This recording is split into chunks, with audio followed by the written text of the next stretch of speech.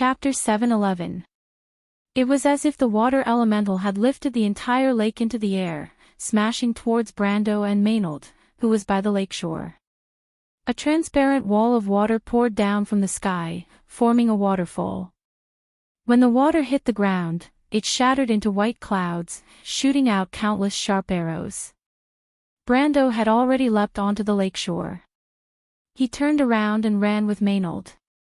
The flood, which was taller than a person, chased closely behind them, flooding the cedar forest. With a series of cracking sounds, it uprooted the tall ice elemental trees and swept them into the whirlpool. The white waves quickly pushed forward with countless driftwood, but they were always one step behind Brando and Maynard. Many frost demons in the forest who couldn't escape in time were swept into the water. The wall of water pushed forward for about 100 meters before gradually calming down. Then, it began to retreat and seep into the soil. Brando and Maynard ran to a mound.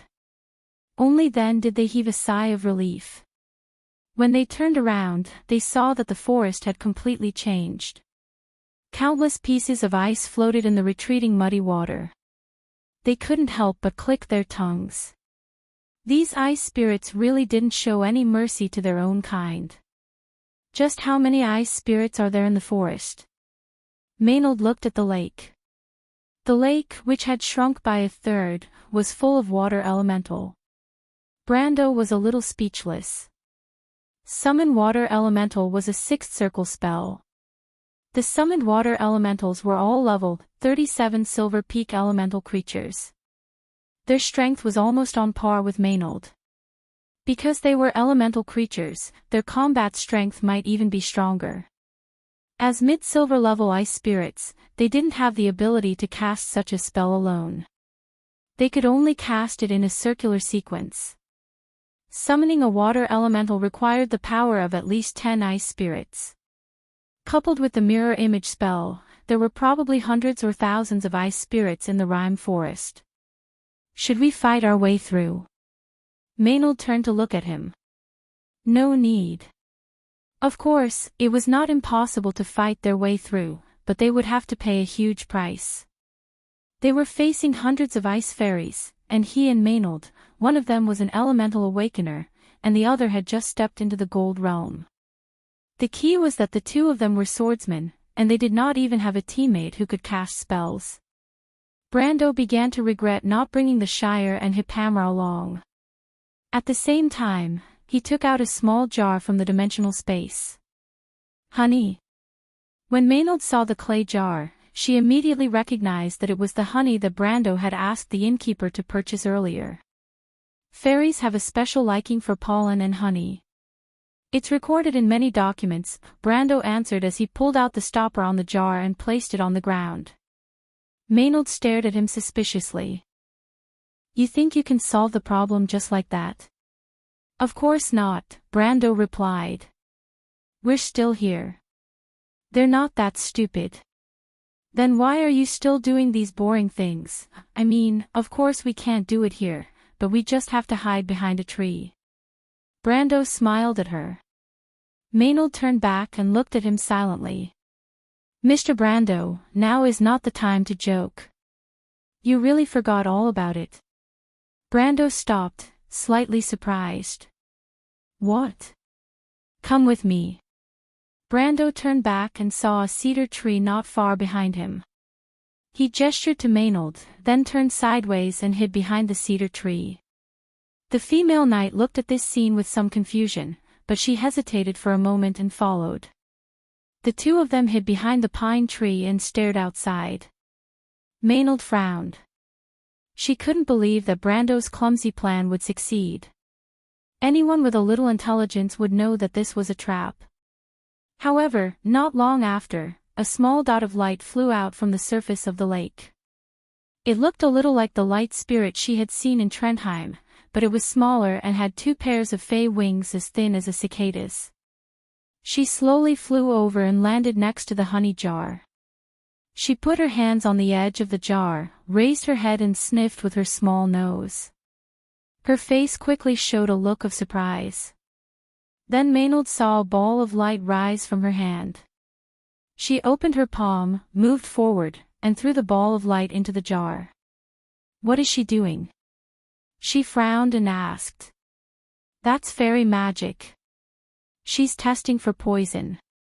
Brando replied softly. He looked back at Maynard and said, You really have forgotten a lot of things. My dream is originally fragmented. I can only remember some important outlines. I can't even tell the time before and after. Some details are often lost before I wake up. The female knight replied quietly, Sometimes, I have to use my waking time to read some information to make up for the knowledge in my dream. She was silent for a moment and said, But in fact, I don't like it when you ask me such questions. Because this is not my intention. It makes me feel like a puppet controlled by an invisible force. I only know how to live according to everything in my dream. Brando's eyes stopped on her. The female knight had some contradictions, and so did he. On the one hand, he hoped that the person in front of him was Allium Japonicum. On the other hand, he also understood that this kind of understanding was indeed very painful for Maynard. If she could not accept the existence of Allium Japonicum in her dream, she would always feel that she was troubled by another soul. But he suddenly thought of a question and asked, Do you hate Madara? This question made Maynard tremble slightly. She looked up, and Brando clearly saw that her pupils seemed to have shrunk because of fear.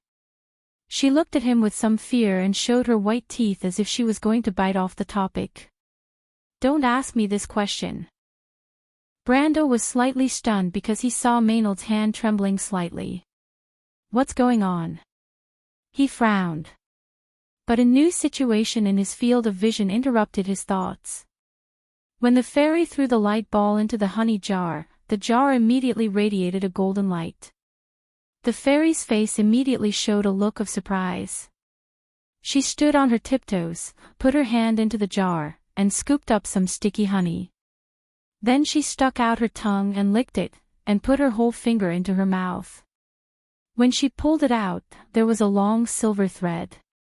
The fairy smacked her lips, and her eyes narrowed into a line. Then she simply sat down and leaned against the jar, and put all 5 fingers into her mouth one by one to suck. Maynard was dumbfounded. Don't they have any sense of vigilance? Probably a little, otherwise they wouldn't use magic to test for poison. But that's all. Fairies are very greedy, playful, and curious creatures. Brando couldn't help but laugh when he saw this scene. Fairies were famous for being cute in the game, and he didn't expect it to be the same in this world. Ms. Tanya isn't like them. That's because Aunt Tanya has received a strict education and has a lot of human knowledge, but she also can't suppress her curiosity. The nature of a race is only one aspect, not to mention that there are many differences between different fairies. Is Ms. Tanya part of the fairies?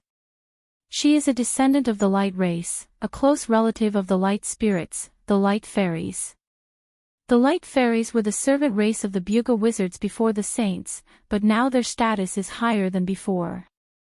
Brando added, and the ice fairies are the stupidest race here, they're coming.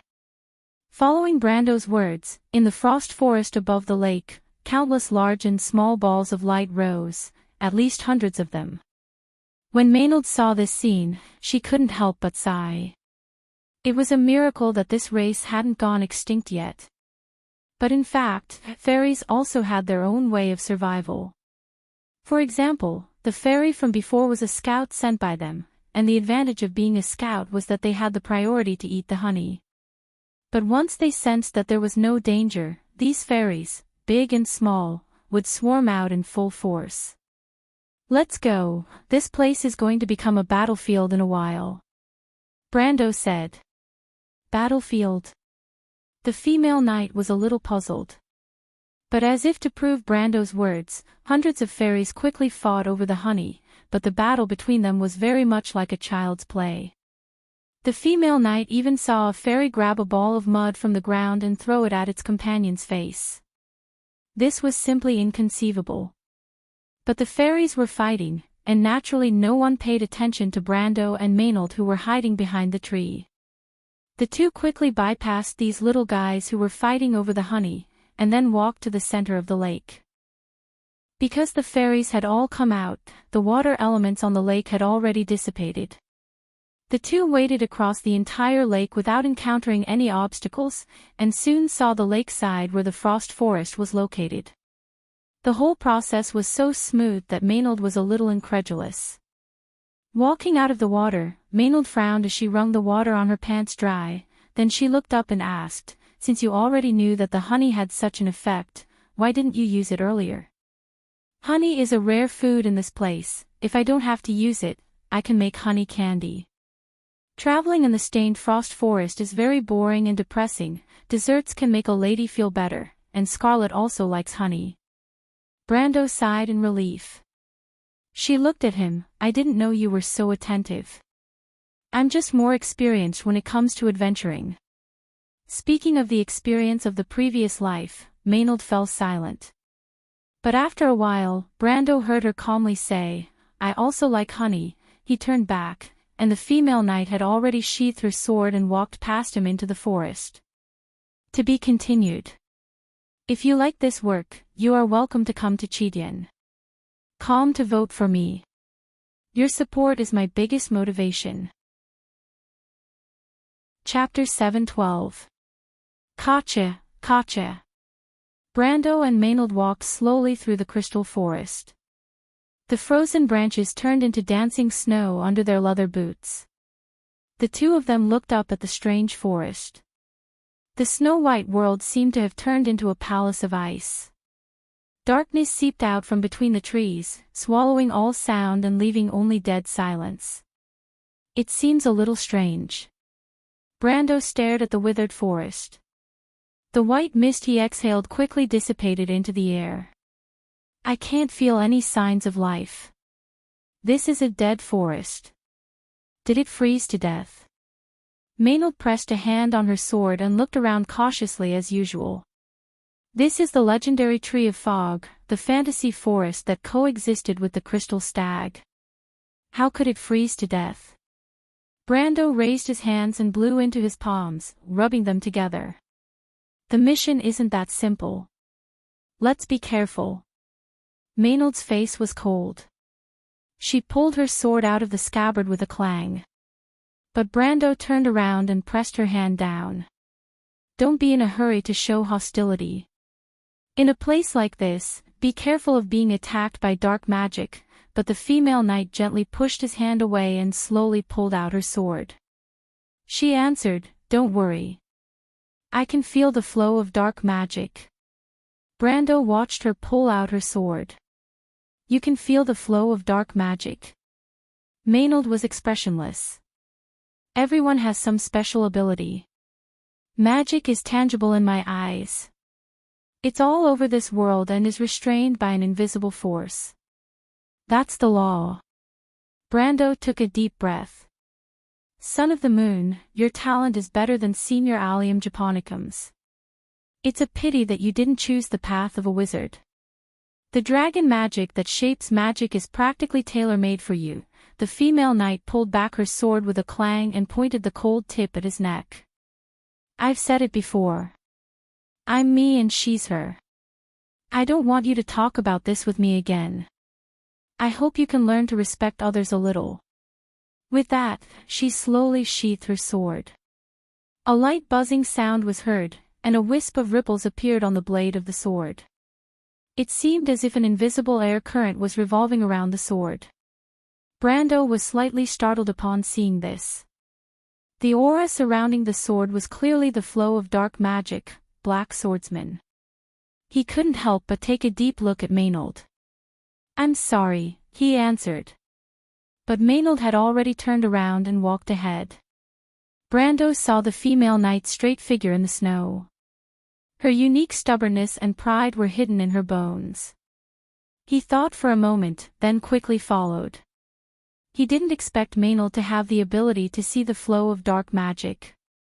Child of the Moon, a bloodline ability second only to Blue Calamity. No wonder she dared to say she could find the crystal stag. The flow of dark magic was tangible in her eyes. The river of magic in the forest was like a real river to her. The two of them walked slowly in the forest for a while, passing through the deathly still forest paths. The rime forest wasn't very big, but it gave Brando a very strange feeling. Because he had Firefly with him, he also had the dark detection attribute. But for some reason, he always felt that the magic in the forest was sometimes strong and sometimes weak. It was erratic. Finally, he opened his mouth and asked, "Which direction do you feel the magic flowing in?" "I don't know." Maynard's answer was very simple. "What?" Brando thought the female knight was joking, but when he turned around, he saw Maynard's serious face. "The magic in this forest seems to have completely disappeared, but it's not the kind of dead silence. It seems like it once flowed through these withered paths. The female knight pointed at the paths in the forest. "But now, there are only withered traces left." "What, you're saying that the magic in this forest is drying up, or has already dried up?" Brando looked at Maynard in disbelief. Wound was a world of magic. Every blade of grass and every tree in this world wasn't made of atoms or other finer substances. For the world under Martha's Tiamat law, its foundation was built on the four elements: fire, water, wind, earth. As for light and darkness, they weren't elements themselves. They were just a manifestation of energy. The four elf kings followed their agreement with Martha and continued to build the Wound's Edge at the borders of the world. The entire world was built on this foundation. But below the elements, the world of Wound had another source of power: dark magic. Whether it was the elements or the law, they were just the bricks and blueprints of this world.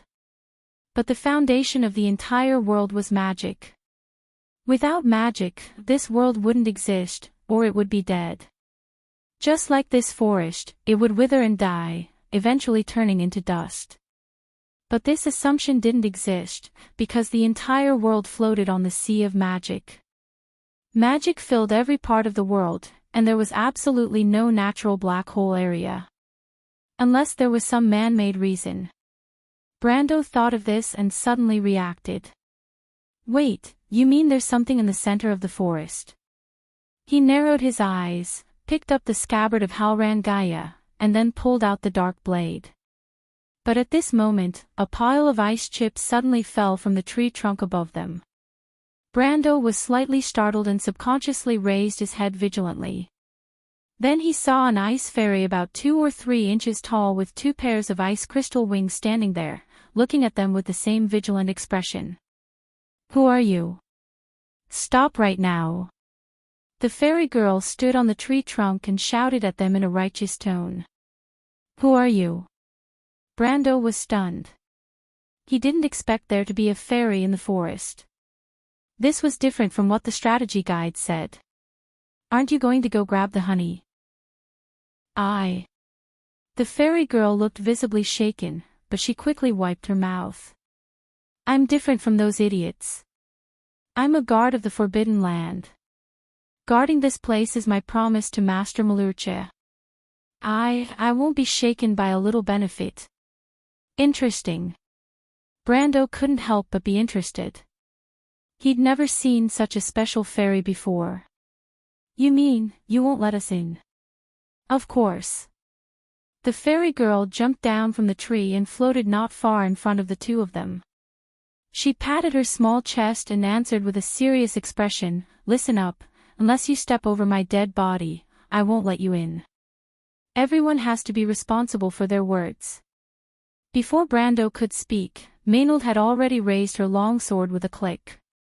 She took a step back and lowered her center of gravity. She was already in a military swordsmanship stance. "Since that's the case, let's use our swords to speak." "Wait." Brando didn't want to make a move right off the bat. This situation that was different from what was in the strategy guide could only mean that there might be more to this mission. But just as he was about to press down on Maynard's shoulder, the female knight was more decisive than Brando thought. Her figure flashed and she was already shooting an arrow at the little fairy, making Brando grab empty air. "Maynard." "Ah!"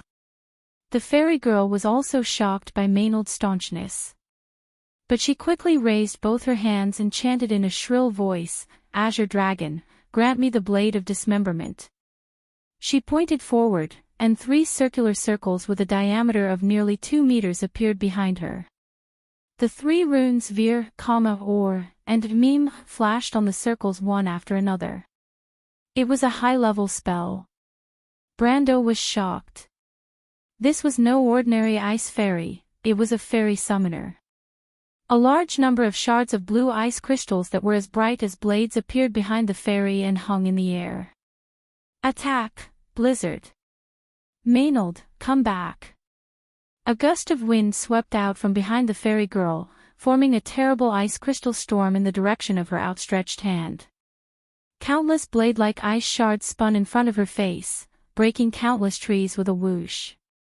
Maynard was almost instantly caught in the gust of wind. Normal people would choose to protect themselves and temporarily avoid danger in such a situation, but the female knight had her own staunchness. She clenched her teeth and crossed her arms in front of her. With a crash, the flying snowflakes immediately froze into a thick layer of icicles. At the same time, the flying ice crystals instantly cut her arms and flew backwards, leaving behind a long trail of blood. The Aruan military uniform on Maynard's arms were torn into countless strips of cloth. But she still moved forward, stomping heavily on the snow and then leaping forward like an arrow. At that moment, the fairy girl could not help but widen her eyes because she had already seen Maynard in front of her. The female knight gritted her teeth, the burning fighting spirit in her eyes was so hot that it was almost about to spit fire. Her black hair fluttering wildly in the wind, Maynard separated her almost frozen arms and then punched the fairy girl, sending her flying like a meteor. Brando watched dumbfounded as the fairy flew out and hit the snow on the ground. Like a ball of yarn, she bounced and rolled on the ground a few times before coming to a stop. "Woo, it hurts, Mommy," the fairy girl groaned in pain. She was actually beaten to tears. She got up and sat on the ground, wailing loudly. Her crying was so miserable that Brando, who was watching from the side, felt a little embarrassed. But when he turned his head to look at Maynard, he saw the woman who looked like a senior coldly wiping her hand on her arm. The icicles that were almost frozen to her skin fell with a splash of blood. Brando could not help but hiss softly in his heart. He did not know whether this woman could feel pain or not, but he felt a little pain just by looking at her. "Okay, let's continue." Maynard looked up and said to Brando, "Don't tell me you're venting all your anger at me on her." Brando could not help but ask. The female knight stopped, looked at him, and replied indifferently, "I'm not as bored as you." With that, she put away her sword and continued to walk forward. But it was at this time that the fairy girl, who was still crying sadly, got up from the ground again. While sobbing, she raised her hands with a bruised nose and swollen face. I said, you're not allowed to go over," she whimpered in reply. Brando and Maynard stopped in their tracks and looked at this strange fairy. To be continued. If you like this work, you are welcome to come to Chidian. Calm to vote for me. Your support is my biggest motivation. Chapter 7:13. What's going on? Brando pursed his lips and grabbed Maynard, who was about to step forward. He suddenly calmed down and felt that he had grasped something. He whispered, "Wait a minute. Ice fairies are a very timid species. They have always been insulated from battle. At most, they would dare to use spells to play tricks on adventurers from afar. That's strange." The female knight struggled a little, but when she heard Brando's words, she stepped on the snow and could not help but stop. She looked up and stared at the fairy girl on the ground with some suspicion. Nonsense. Nonsense. The fairy girl grimaced in pain, but she still used her small hands to cover her swollen cheeks. She stammered as she jumped up and shouted, "We are not timid. We will fight to the end to protect our home." "Protect your home. Brando seemed to smell something in the air. He narrowed his eyes and gently placed Halran Gaia on the ground.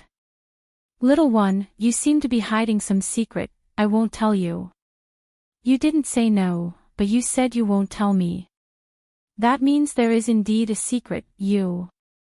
The fairy was obviously angry.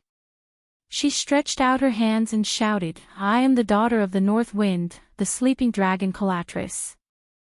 7 huge circles spread out with her palms as the center.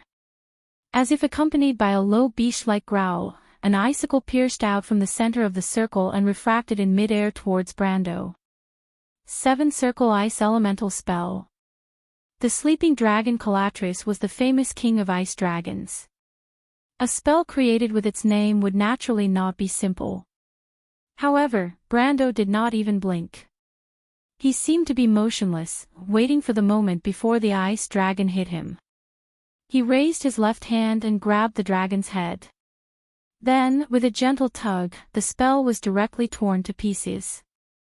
Ah! The fairy girl stared dumbfounded at the scene of ice shards flying all over the sky. She couldn't help but open her mouth slightly. She probably never dreamed that someone could break a spell into its most primitive state with their bare hands. This simply overturned everything she knew. Your magic is useless against me, little one. Brendel rubbed his left hand, and the ice shards in his palm turned into snow and fell to the ground. All right, I let you attack once. Out of courtesy, now it's your turn to answer my question. Let me ask you, what's going on with the magic in this forest? But the fairy girl's face immediately paled. She looked at Brando in shock. How did you know? Her expression made Maynard beside her shake her head. She was indeed an idiot. All right, I also know that Lord Malurcha is the protector of this forest, the crystal. On. At that moment, he felt as if something was spying on him, to eat. Of course not. This answer was a little funny, but Brando couldn't laugh. For some reason, he suddenly felt a certain aura in the air become active. But it wasn't the fluctuation of magic. It was the blood of God in his body that was restless. He felt a little anxious. I just want to know what's going on in this forest. I won't tell you. Her answer was resolute and decisive. That's okay. Let me guess. This has something to do with the Lord Malurcha you speak of. Be careful. Brando suddenly turned his head and pushed Maynard away. A black shadow flew between the two of them and crashed into the tree of fog on the other side of the path. With a series of cracking sounds, countless crystallized trees snapped, allowing that thing to open a path through the dense forest. This speed. Brando sucked in a breath of cold air. He realized that even with his perception, he couldn't capture the other's movements. If it wasn't for the blood of God suddenly throbbing, allowing him to react in the nick of time and push Maynard away. Otherwise, the female knight would probably have been seriously injured by now. But what exactly was that thing? The crystal stag couldn't possibly have this kind of speed. Before this, he'd only seen this kind of speed on beings at the level of Nicholas and Veronica and above. At this time, Maynard also climbed up from the ground. She shook off the ice shards on her body and looked in that direction with the same cautious expression. Rustling sounds came from the pitch-black forest. Then Brando saw a pair of snow-white hooves, then long antlers, and then a pair of crimson eyes. That definitely wasn't the crystal stag. Brando's impression of the crystal stag was noble and elegant, the most beautiful creature in the stained frost forest. It was called the crystal stag because its entire body was snow-white. The crystallized bone plates on its shoulders, legs, antlers, and back made it look like a beautiful creature carved out of crystal. But right now, Brando couldn't believe his eyes. The creature he saw really did look like a deer. But half of its head, back, and legs were dripping with black liquid. The crystal bone plates had long been damaged beyond repair. Some pitch-black smoke was rising from the wounds all over its body. The most terrifying thing was its pair of crimson eyes. There wasn't a trace of a normal beast's expression in them, only endless rage and desire. The monster faced Brando and stared at him, breathing heavily from its nostrils. Brando couldn't help but frown because at that moment, he heard a low voice say to him in his head, "Get out. Get out, human. This is demonization. How can it be so heavily tainted by magic?" Brando was stunned. This was no longer the crystal stag, but a monster completely controlled by dark magic. The disgusting black smoke that flowed around its body was actually a substantial amount of dark magic. "Human, get out. Master Malurche." At that moment, the fairy girl on the side suddenly screamed. She flew towards the monster anxiously, but as soon as she took off, Brando suddenly rushed to her side and knocked her down with a swing of his sword. Brando put down Halran Gaya's wide blade and stopped her. He said coldly, "If you don't want to die, stay here." "I don't believe you, human," the fairy girl said loudly. Then she climbed up and tried to flap her wings and fly again.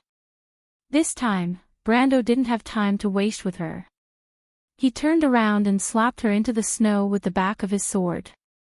Then he said to Maynard, "Hold her down. I'll deal with this monster." "No!" the fairy girl screamed. However, her protest was destined to be futile because Maynard had already grabbed her off the ground. "Ah, you bad woman, let go of me. I won't allow you to hurt Master Malurche," the little fairy immediately screamed. Maynard glanced in Brando's direction, then turned back. "Brando won't hurt your Master Malurche. Don't worry." The fairy girl immediately replied unhappily, "I don't believe you humans." The female knight lowered her head and glanced at the little thing. She thought for a moment, then suddenly opened her pocket and took out a candy the size of a bean. Then she stuffed it into the fairy girl's mouth. "You and us. Wah, what is this? Wah." The little fairy's chattering screams suddenly quieted down. At the same time, Brando turned his head and saw that the monster seemed to be ready to attack. It circled around him in a semicircle, then lowered its head and rubbed its hooves lightly on the ground. Its nostrils were also puffing out white mist. Brando became a little more serious and also raised Halran Gaya. "Get out of here, human. Is that all you know, oh?" Before Brando could finish speaking, he felt a great force suddenly come out of the sword. There was a loud noise. He didn't even see the stag Malurche's movements clearly before the other's horn was already pressed against the blade of Halran Gaya. It was as if it had been there all along. This is the spatial element. Brando was slightly shocked. He hurriedly used both hands to support Halran Gaya. The blade of Halran Gaya was completely bent toward the center under the great pressure. It made a creaking sound as if it couldn't bear the weight. "That's not right," he denied this thought. Because the stag Malurche suddenly raised its head high, and its horn collided heavily with the long sword again. The sword sank slightly, and Brando almost lost his grip. This was the stabilized ground. Brando narrowed his eyes slightly. He had already thought of the other source of power. The power of chaos. This crystal stag actually possessed an extremely strong power of chaos. He couldn't help but be secretly shocked. This was complete demonization. To demonize to this extent, what kind of thing had this guy done to anger the heavens and the people? But it was at this moment that Malurche suddenly tilted its head. There was a series of creaking sounds from Halran Gaya in Brando's hand. Luckily, he had the immortal element. Otherwise, he would have doubted whether this sword would be able to hold out past the next moment. In front of him, the monster's blood-red eyes flashed. A low voice rang out in his mind. "Let go of her, human. Let go of her." Brando paused, then realized that the monster was actually talking about the little fairy in Maynard's hands. So you still have some sense, he struggled with some difficulty. He answered with some difficulty. This damned crystal stag's strength was unimaginably great. Right, the guardian of the Holy Seal Valley, crack. A sharp noise was heard. The stag Malucha turned its head and forcefully flicked the sword in Brando's hand away. Then it took a step back and flashed forward. Its enormous figure appeared in front, behind, to the left, and to the right of Brando at the same time. Clang, clang, clang, clang. 4 swords. Brando blocked the stag Malucha's 4 attacks in a row. The 4 figures of Brando disappeared one by one in a flurry of dancing snowflakes. Human, let go of her and get out of here. The voice in his head had become more and more severe. It seemed to carry some kind of warning. F***CK. Brando shook his hand with all his might. Although he had used the 9 luminary sword art to block those 4 swords, the stag Malucha's power was too terrifying. After Malucha's attack failed, it immediately retreated. Then it raised its head and looked at him cautiously. It looks like your sense is also intermittent. Brando gritted his teeth and couldn't help but ask, Guardian of the Holy Seal Valley, hurry up and tell me what happened here. The magic in the rhyme forest is fading. This must have something to do with you, right? But before he could finish speaking, the stag Malucha's figure flashed. Oh no! Brando was shocked. He hurriedly pulled back his sword and tried to block the other's corner. Never in his wildest dreams would he have thought that this monster could actually accelerate. A sharp sound, like glass shattering, pierced the dead silence of the forest like a whistle. Brando raised his head in a daze and saw the Halran Gaia in his hand spinning out of his hand. A sword saint. He couldn't even hold his own sword. Brando couldn't believe what he was seeing. Flames of anger immediately ignited in his heart. He turned his head and stared at the monster that had once again retreated in front of him. Fine, since you want to play like this, the Count of Tonagel clenched his hand. I will accompany you to the end, poof. A ball of black flames spread out from his palm. Alphonse, the dragon of fury, fanaticism. With a roar, countless ice shards were blown away by the air currents with Brando as the center. P.S. This is the last update of the month. Starting from the 15th, I basically guarantee that I will write 10,000 words a day every day. Everyone can see that.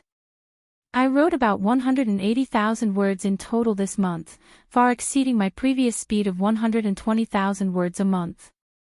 Even if I include the outburst I owed you last month, it's still far more than that. At this point, I can basically say that I did what I said I would and made up for all that I owed you before. So, today, I can act cute and ask for monthly votes with a clear conscience, right? Then please continue to look forward to next month's update. I will keep it up as always. At the same time, I hope that everyone will continue to support me as always. To be continued. If you like this work, you are welcome to come to Chidian. Calm to vote for me. Your support is my biggest motivation. Chapter 7:15. The Power of the War Dragon. Malucha seemed to have sensed the change in Brando's body. An instinct for danger made it alert. It resumed its attacking stance, lowering its head and scratching the ground with its hooves. Puffs of white smoke came out of its nose. Then it kicked off with its hind hooves and shot out like an arrow. It suddenly left everyone's field of vision, as if it had disappeared into thin air. But Brando was an exception. He reached out his hands, bang. The scene seemed to freeze. Malucha crashed into Brando's hands like it had hit a wall and stopped dead in its tracks. With a loud bang, the wind it brought with it caused the air to expand. It lifted the corners of Brando's clothes and the long hair in front of his forehead, sweeping past him. Brando slid back a few steps before he could completely dissipate the force. But at least it was no longer a one-sided suppression, he could fight. His hands changed from blocking to grasping, tightly grasping the other's horns. "You think I only know how to use a sword?" Brando bared his white teeth. Twisting his hands, he roared and threw Malucha to the ground. Boom! The previously unstoppable demonized crystal stag fell to the snow-covered ground of the forest like a meteorite. Accompanied by the fairy's shriek, a handful of snowflakes flew high into the air. Then, it dragged a deep trench in the snow, revealing the grayish-black soil underneath due to the exhaustion of magic power. Roar!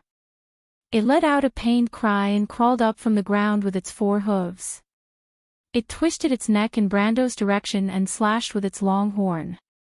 3 overlapping translucent ripples swept across the dozen or so meters towards Brando. Sickle Horn, one of the crystal stag's basic attacks. But the original compressed air blade had been strengthened into a triple strike after demonization. This type of attack was the nemesis of knights with shields. Only the best knight players could perfectly nullify it, but it was nothing to Brando. He rolled backwards like a fish, letting the 3 air blades hit the snowy ground one after another, leaving behind 3 incisions that were nearly a meter long and half a meter deep. Brando landed beside Halran Gaia that was stuck in the snow and pulled it out from the ground with a flip of his hand. Failing to hit its target, the stag Malucha immediately raised its upper body and lifted its front hooves off the ground. Earthquake! When Brando saw this move, he couldn't help but want to kill someone. This was one of the ultimate moves that heavy cloven-hoofed creatures had to have, but the crystal stag was definitely not a heavy cloven-hoofed creature in wound. At most, it was a large creature, and this wasn't a skill that it should have, but now it had been added because of its demonization. But whether he liked it or not, Malucha stomped his hooves down heavily. With a loud bang, Brando saw that the map it had stepped on instantly caved in. Then, a visible ripple spread in all directions, followed by another, and then a third. Because he wasn't prepared beforehand, Brando had to rely on his own reflexes to dodge the shockwave. He pushed off with his hands and leaped high into the air, trying to approach Malucha from the air. But as soon as he left the ground, he saw the crystal stag swing its head in his direction. The 3 air blades seemed to be in front of him in an instant. What the hell? Brando knew this guy would play this trick on him, so he hurriedly pulled out Halran Gaia to block it. Then, he was sent flying by the terrifying force. Like a shooting star, he crashed into a tree of fog not far away, shattering the crystallized arbor into pieces. Then, the 3 shockwaves that shook the ground arrived first, throwing him 3 times in a row and throwing him hard onto the ground. Brando was so depressed that he almost spat blood. With his strength and experience, it would have been easy for him to deal with a crystal stag, but he didn't expect it to be a demonized one. Demonized creatures had many skills and were the natural enemy of players like him, who relied on experience. He spat out a few mouthfuls of snow and dirt and got up, but Malucha clearly didn't plan on letting him go. After losing in close combat, the stag seemed to have fallen in love with long-range attacks. It swung its long horn, and 3 air blades that were perpendicular to the ground flew towards Brando. The 3 air blades plowed through the ground like claws, kicking up ice and dirt in their path and leaving 3 deep claw marks. Not far away, Maynard, who was holding down the fairy girl, saw this scene and couldn't help but frown slightly. But when she looked down at the little captive in her hands, she found that the latter had a worried expression. "It seems like you're worried about something," she asked. The fairy girl trembled and quickly put on a straight face. No, if that's the case, this crystal stag's demonization isn't without a price. It's draining its life force, isn't it? Maynard thought for a moment and seemed to understand the connection. No. You don't need to answer, little guy. She raised her head and said to Brando, stall for time, it can't hold on for much longer. Despicable, the little fairy shrieked. But Brando didn't want to stall for time at all. Even though he could see that something was wrong with the stag, the black smoke around it seemed to be getting thicker and thicker.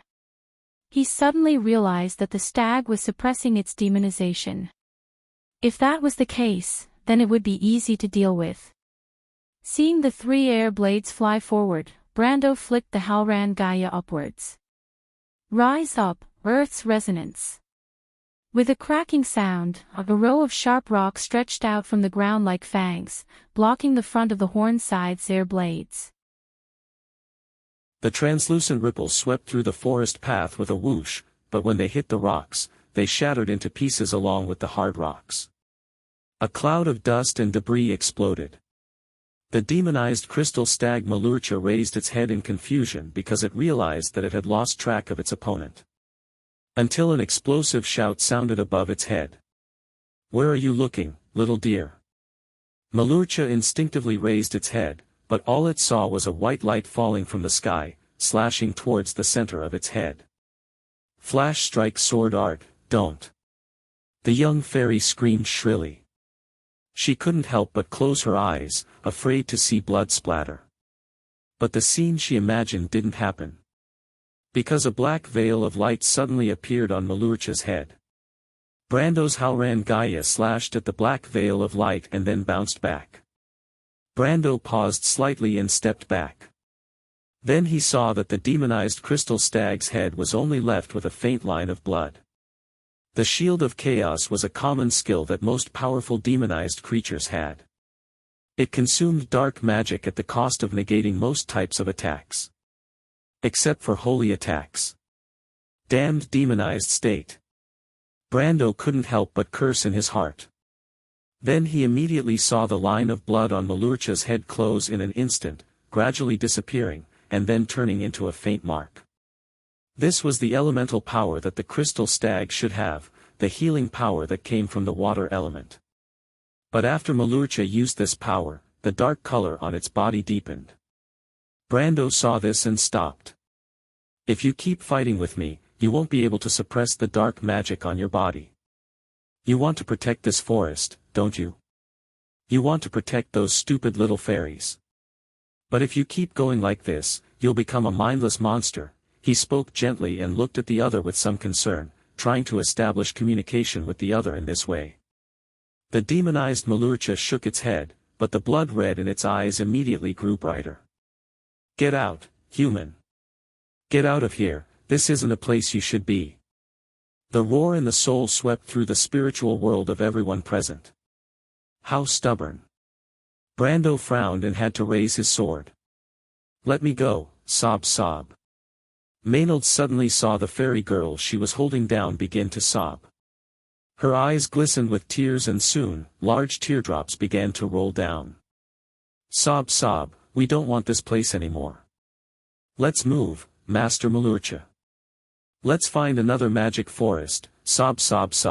Brando heard the fairy girl's sobs and his heart skipped a beat. He felt like he had grasped the general idea of what was going on, but it also seemed like he was wrong. He stared at the demonized crystal stag that had gone crazy and tried one last time. Malurcha, we're not here to make trouble for you. Wake up, we might be able to help you, but the other only used one word to answer him, get out. Damn it. Brando saw the black flames on Malurcha's body ignite again as it charged towards him. The crystal stag's charge inherited the characteristics of four-legged animals, which was that it was much more imposing than the charge of humans. This was one of the skills it was originally good at. But the better it was at it, the more familiar Brando was with it. He dodged to the side and then held his sword with both hands. He rounded his arms and slashed at the antlers of the demonized crystal stag. There was an ear-piercing sound like metal clashing together. Malurcha's head and Brando's sword both moved to the side. The demonized crystal stag immediately stopped in its tracks and slammed on the brakes. It turned its head and launched a close-range attack with its sickle horn. But Brando had anticipated this and laid down on his back. He knew that the crystal stag's next attack was a back kick. He decisively rolled away from the other side. As expected, Malucha used its hind hooves to stab at him, but it missed. Now, it's my time.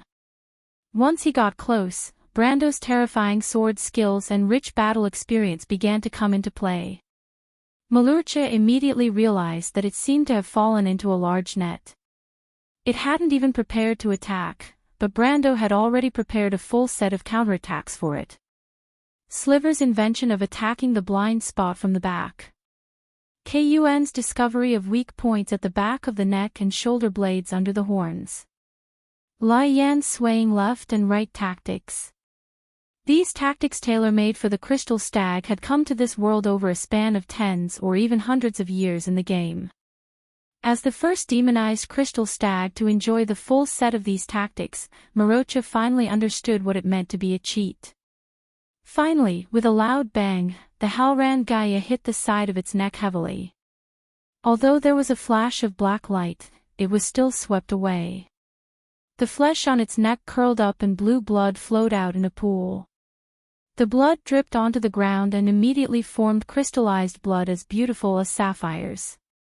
The fairy girl's crying stopped abruptly. She opened her mouth slightly and looked at the scene with a pale face. It was as if she was about to die. Malucha's forehooves struggled futilely in the snow.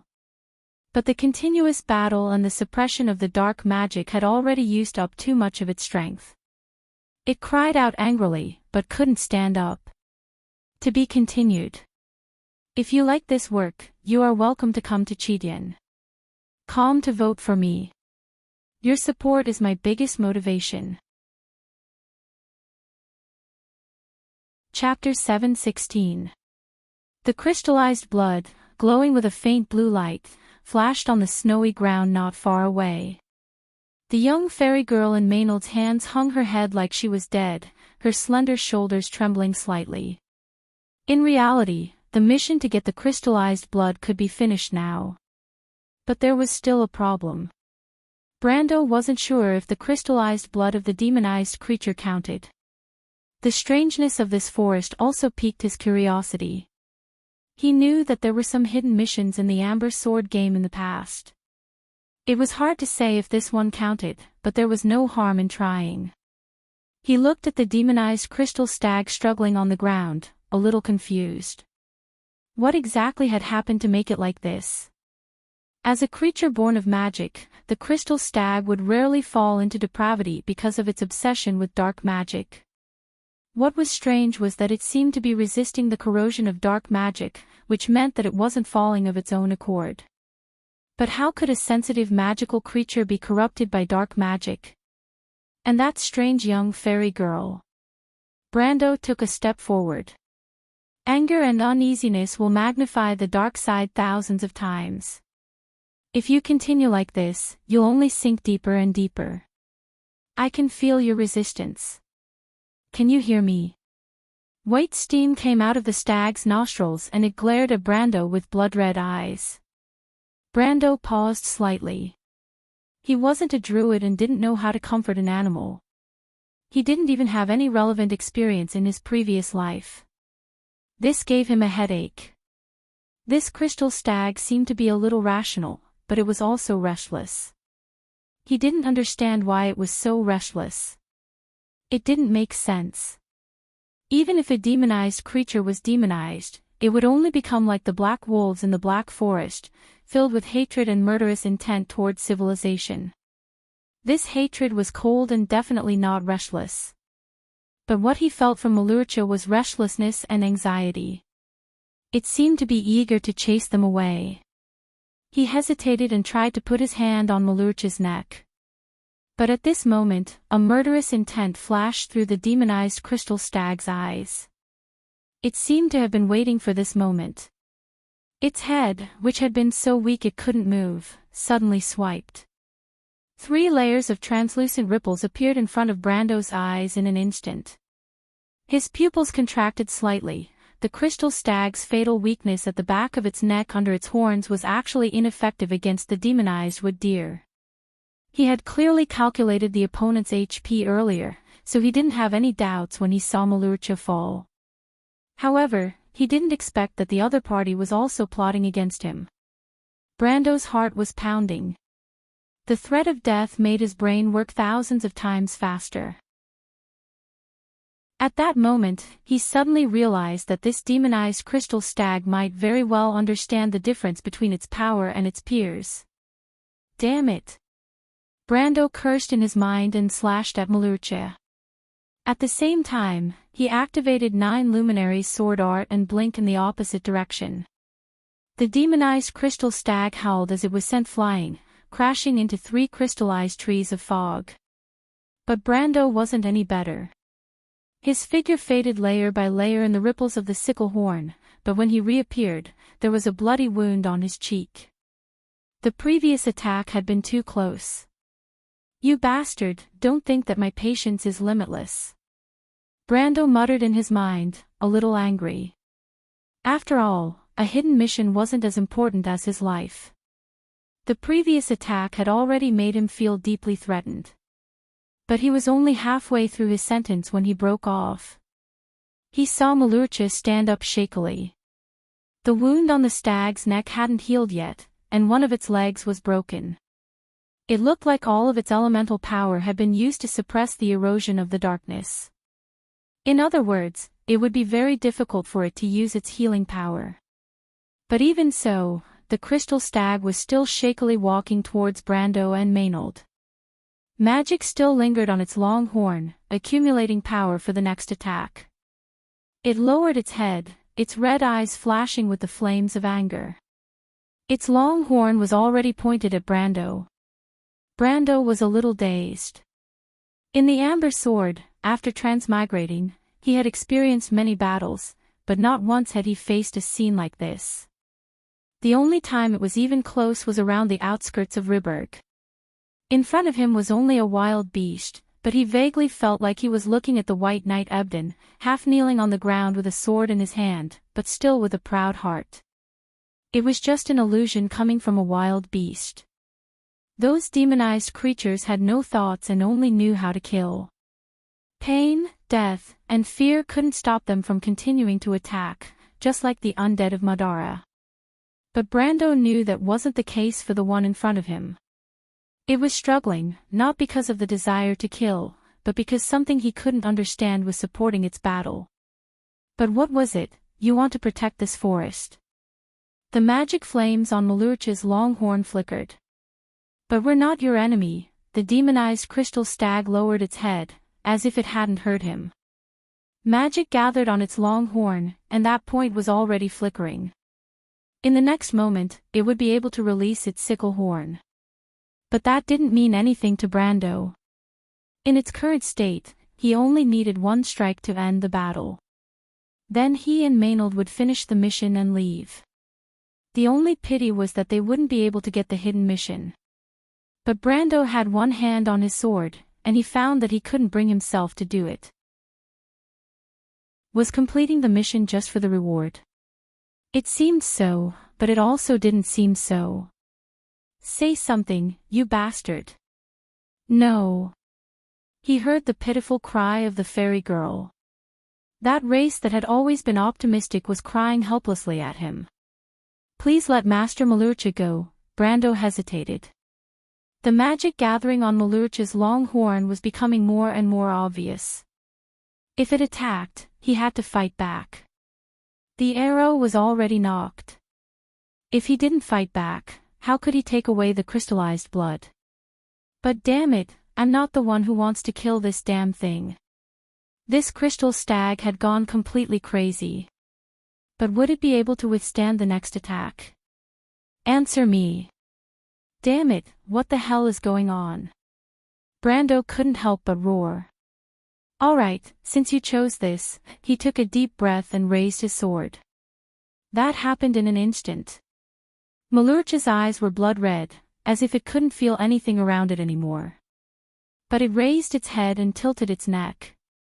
This was the precursor to an attack. Master Maluche. Brando. The fairy girl and Maynard shouted at the same time. But unlike the former, the female knight's gaze remained calm. She looked at the crystal stag and reminded in a loud voice, "The magic of the forest is all gathered at one point." "What?" "Listen to me. The magic that disappeared from the forest is all gathered on that stag." "What?" Brando's mouth almost fell open in that moment. He saw the demonized crystal stag attack. The three ripples were like ripples on the surface of a calm lake, sweeping across half of the forest. But he didn't even have time to react. 3 blobs of blood exploded on his body. The light green data bar on his character panel indicating health dropped by half, turning into a bright yellow indicating a warning. But Brando didn't care at all about the crisscrossing wounds on his chest. He gritted his teeth and endured the pain. The fog in his head finally showed signs of dispersing. The answer to the riddle was here, so this was the key to the mission. His figure suddenly disappeared, and in the next moment, he appeared beside Malucha. The demonized crystal stag was completely powerless to attack or defend. Brando raised the Halran Gaia. The fairy girl began to struggle violently. Her behavior at this moment was completely out of character for her kind. But unfortunately, no matter how hard she struggled, she was no match for Maynard. The female knight only coldly and calmly used 2 fingers to pin her to the ground. Brando turned his sword. He swung it down, smashing the back of the crystal stag's head with the flat of the sword. He didn't hold back at all this time. This damned beast had caused too much trouble for him. With a muffled sound, Malucha fell to the ground. But the demonized creature was as tenacious as Brando had expected. Even though it had fallen to the ground, it still glared at Brando with blood-red eyes. But a trace of cold murderous intent seeped out of the blood-red eyes. This murderous intent was quickly replaced by confusion. This meant that the corrosion of the dark magic had reached its final stage. "Let me ask you, did you absorb all the magic in this forest?" Brando put his sword to Malucha's neck and asked. To be honest, this scene was a bit comical. It was rare to see a swordsman forcing a stag to answer a question with a sword. But Brando's expression was very serious. "Get out, human." The angry reply in the spiritual world was as he had expected. At this time, Malucha's body was almost completely enveloped by the black smoke. It was obvious that the previous battle had used up too much of its energy. It no longer had any energy left to suppress the corrosion of the darkness. The penetration of the dark magic was accelerating. Brando saw that its eyes were constantly changing. But he actually didn't need an answer anymore. "Since you won't answer, then I'll have to find the answer myself." Brando suddenly bent down and pressed down on Malucha's neck. Then he pointed his sword at the center of the back of its neck under its horns. Below that was the magic core of the crystal stag. He used a bit of force and the blade of Halran Gaia cut through the skin. Blue blood flowed out. At this time, Malucha indeed made an angry sound and began to struggle wildly. But Brando was certain that it wasn't because of pain. P.S. As mentioned before, my nephew will be 100 days old tomorrow. I have to go to my sister's place, so I'll only update 6,000 today. I'll update 6,000 tomorrow. I'll update 10,000 the day after tomorrow. Also, the last chapter was about Tiamat, the Dragon of War. I was thinking about the setting and wrote it down. I'll change it the day after tomorrow. I'll also fix the mistake with the wind elemental pool. Third, I heard that there's double this month. Everyone who has a monthly ticket can keep it. It's also good to see how I do next month. To be continued. If you like this work, you're welcome to come to Chidian. Come to vote for me. Your support is my greatest motivation. Chapter 717. Birth and Death, the cycle is endless. Observations on Zhu Yuan, Shallow Sea, Volume 1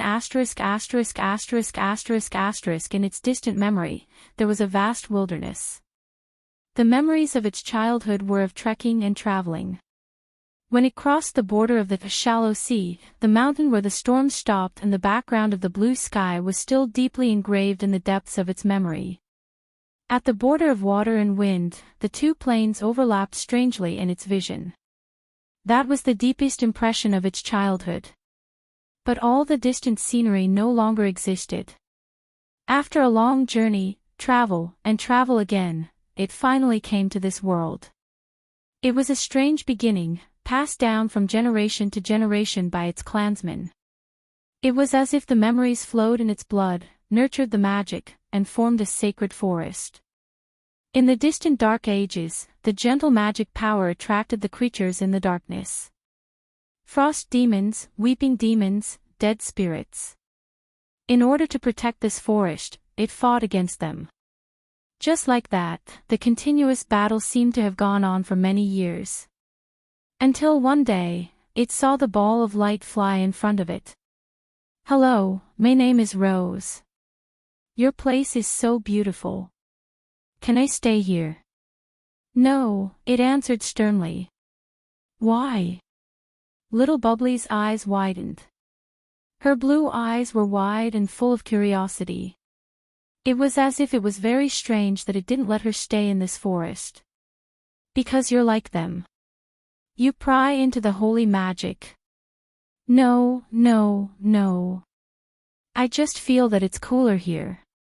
"Cooler?" "Yes. Besides, you can't fight them alone. You need a companion. I'll help you." It seemed that after that, it had a companion. The word companion, when spoken in the language of the elements, was far more verbose than human words, but its meaning was far-reaching. "Malurcha, let's build a lake. That way, they can't come over." "Lake?" "Yes, a lake. You haven't seen it before, right? It's like the scenery of the shallow sea. Of course, it's not as magnificent as home, but it's still a very beautiful scenery." Thinking of home, it nodded. "Malurcha, is the lake beautiful?" "It doesn't look like the shallow sea," it thought for a while and answered seriously. "Then let's make it bigger. Yes, when I die, please bury me under the biggest tree of fog, so that I can go back to my homeland." "Die?" It narrowed its eyes slightly. There seemed to be information about this hidden in the distant blood. It was about elemental creatures. A sentence imprinted on its soul seemed to flash in its memory. New life and death, the endless cycle of the elements, yes. The little fairy also narrowed her eyes and replied, "New life and death, the elements cycle endlessly. Without death, there will be no new life." It stared at the dark night sky. The meteor was gone in a flash, symbolizing the fall of another hero in the civilized world that was at war with each other in this flourishing starry sky. The war between mortals had begun 137 years ago and would last for 300 years. It would end 12 years later, the prophecy said. Buried in the soil in the middle of the forest, a glowing bud bloomed the next year, and then it slowly bore fruit. 2 new lives were born from the fruit. They were the continuation of Rose's life. They were called Mia and Dice. Fairies were always born with names. It was a strange thing. Then there were more and more fairies. The forest became more and more lively and prosperous day by day. But every night after that, it looked at the lush starry sky and always remembered that sentence. "Malurcha, let's build a lake. That way, they can't come over." On the shore of the Silver Lake, the frost demons in the dark didn't dare to cross the surface of the lake as expected. The war in the human world finally ended 130 years ago. Malurcha looked up at the night sky. A meteor flashed by. The last hero of the civilized world, Saint Osol, had finally finished the last journey of her life. The world suddenly became unfamiliar. The magic core was the source of life for a demonized creature. But for a creature like the crystal stag that was in harmony with magic, it was only the core of its power. A demonized creature that had lost its magic core would immediately turn into ashes.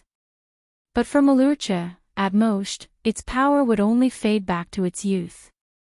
Brando quickly saw the crystal prism-like existence. It was embedded in Malucha's spine. As soon as Brando saw it, he couldn't help but narrow his eyes. The magic core of a healthy crystal stag should contain a blue color like the sea inside the crystal. It was like their homeland, the shallow sea. That was the most beautiful place in the water elemental world. But what he saw was a crystal as black as ink. The corrosion of magic was so severe. Brando couldn't help but hold his breath. The world of Wond was built on a sea of magic. Most of the power that mortals came into contact with originated from dark magic. But Martha set down the law of Tiamat and used the power of the rules to restrain these wild, dark forces, making them docile and peaceful. This was a gift from Mother. But there were some who didn't accept this gift. Astrologers pursued the path of the people of God, like sages who cut through the thorns in the darkness. Like the god they worshipped, the goddess of the abyss Helene, they turned the dark magic into a mirror and sought to see through the fog of the future at the cost of blindness. The darkness eroded their bodies and minds, but they remained steadfast. The witches went one step further than the astrologers. The ancestors of the 12 witches swore to conquer the power of darkness, their descendants followed this oath. But insanity, coldness, eccentricity, and capriciousness followed them throughout their lives. Because of this, and because of their status as followers of the Dark Dragon, they were spurned by the entire continent. There were also those who walked in the shadows. Cultists, devil worshippers, lunatics, and murderers. They worshipped dark magic and didn't hesitate to sacrifice themselves to please those dark, evil beings. These were cripples of the dark side of civilization, but no one denied their existence. Dark magic was like a potent poison. The damage it caused to anyone was irreversible. Brando felt as if he had seen the answer to a riddle. He gently reached out his hand toward the magic core. An electric feeling swept through his body. "Human, stop," a gentle voice, completely different from the manic and furious voice from before, sounded in Brando's mind. "Guardian of the Forest of the Holy Seal, you know what I'm doing." Brando's hand paused for a moment, then he answered softly, "Have you seen what this forest looks like? You've driven the dark magic out, but it won't help." The voice didn't answer him directly. Instead, it said, "On the contrary, you'll regret your actions." "I need to know the reason." Brando asked, "If you don't give up this magic core, you'll be assimilated by the dark magic and become a monster. This forest has already begun to wither. The dark magic will erode everything, including your fairy companions." The voice fell silent. After a while, it spoke again, "No, the forest will never wither. Everything you said will not happen, human. You haven't seen the shallow sea, you won't understand how great nature is." "The shallow sea?" Malucha paused. It was covered in bruises and its body was already dying. A trace of exhaustion appeared in its blood-red eyes, but they burned with a burning flame. "Human, I know what you want. You can take the crystallized blood. But please leave this forest. This forest doesn't belong to anyone. It only belongs to history, to the fairies who have witnessed everything in the past." Brando didn't understand what it said, but he glanced at the specks of crystal blood on the ground, then glanced at Maynard not far away. The female knight looked at the little fairy in her hand. The little fairy was crying a mess. "Thank you for your generosity, Guardian," Brando answered. "But I'm curious about your choice." There seemed to be a breeze blowing through the forest, rustling. Brittle branches snapped and fell. The forest was dying. Malucha's body burned with black flames. The crystal stag lay there quietly, as if remembering something. Brando saw its gaze. Over his shoulder, it looked at the magnificent night sky of the world of Wond. There were many constellations there, and many epics that belonged to mortals were written. Why did you take the initiative to absorb the magic of the entire forest? Is it because the Holy Seal Valley is being corroded by dark magic? Pretty much as you guessed, human, the voice that was gradually weakening answered. The forest is restless, and not just here. Dark magic is pouring out from under the entire world. The magic moon has become brighter than before, human. Brando didn't speak. He knew that Malucha was talking about the great magic wave. So you took the initiative to draw the dark magic into your body so that it wouldn't corrode the entire forest. But isn't it futile for you to do this? In the end, you will be turned into a puppet by the dark magic. And as the last guardian of this forest, when it dies, it will wither and wither, just like what you saw today, Brando answered slowly, thinking about all the clues about the mission in his mind. But his words were cut off. That's because you haven't seen the shallow sea, human, Malucha answered quietly. That beautiful and magnificent sea surface at the boundary between wind and water. The tides on the sea rise and fall in an endless cycle. Just like our lives, your lives. Birth and death, an endless cycle, this is the fate of the elements. Brando suddenly understood. He stared at the crystal stag on the ground with some shock. When the old elemental died, new elemental creatures were born from its corpse. Generation after generation, this ancient knowledge was passed down. This was like a poem that originated from the ancient times. It was always echoing in the bloodline that was called inheritance. It was silent, but it was also majestic. The order of the old days left, taking many memories with it. New life will be reborn under the withered ashes. The dark magic will burn out with me. At that moment, pure magic will once again fill this land. It will nourish the roots of every tree of fog, and make the power of life strong again. Brando stood there, unmoving. For a moment, he felt his thoughts about the mission fade. He asked, "This is your choice?" Malucha didn't answer. The voice only muttered to itself, "I should have left a long time ago. When I saw the shooting star fly across the night sky, I knew this era no longer belonged to me. So long. But the lake still doesn't look like a shallow sea at all. It's just really beautiful." Brando lowered his eyelids slightly. He was a little moved. But more than that, he was confused. Why did the system set up this scene? Was there a hidden mission here? Was he just here to be a spectator? No, there had to be something that could be changed. He saw the crystal stag lying on the ground gradually close its eyes. The dark magic seemed to want to break free from its body, but it was firmly locked in the magic core. In that moment, Brando seemed to sense the last image that the guardian of the forest of the Holy Seal sent over. The vast sea stretched as far as the eye could see. The jagged cliffs and the waves crashed against the rocks. Far away on the horizon, the holy mountain where the storm had stopped was like a light blue ink painting. Clouds floated in the sky. He saw the traveling fawn. Together with its herd, it crossed the coast and the moors. It seemed to be a long journey, and no one knew where they would end. The long time flashed through Brando's mind. It was like 1,000 years in the blink of an eye. He saw a lot. He saw the fairy called Rose. I see my hometown. It's beautiful, just like when I left. It hasn't changed, waiting for me to go back. Brando blinked hard. The corners of his eyes were a little dry. When he opened his eyes, Malucha's body was emitting a hot white light. It became transparent and light. The magic floating on its body seemed to have been reborn. In the dazzling light of a new star, the black magic was guided by a power that surpassed the realm of life and death. An invisible law descended from the sky. In that moment, he and Maynard raised their heads together. Their souls trembled at the same time. They felt the power from Martha. It was gentle, but it could see through people's hearts. All words and sounds seemed to lose their color. The fairies raised their heads to look at this scene.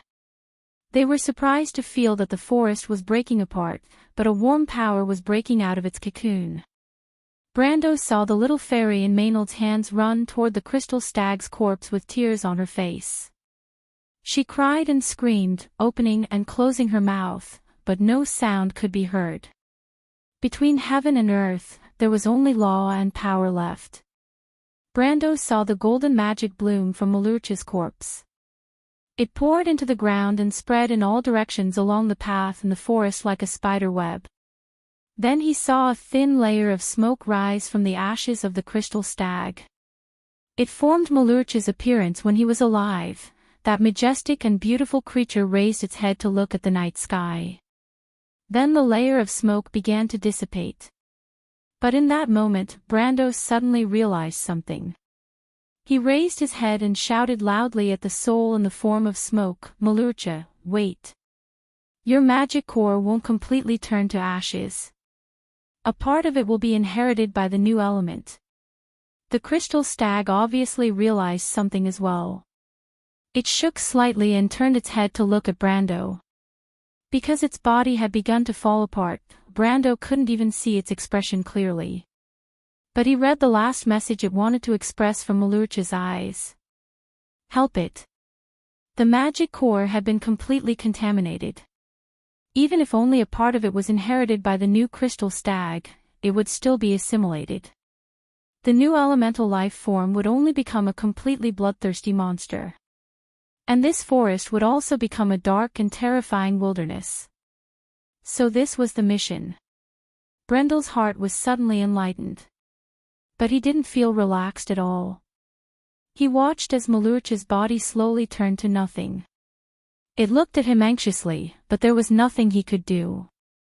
No. Wait. There was another way. Brando suddenly raised his head. He looked at the crystal stag. His mind was filled with the image he had seen before. The vast sea stretched as far as the eye could see.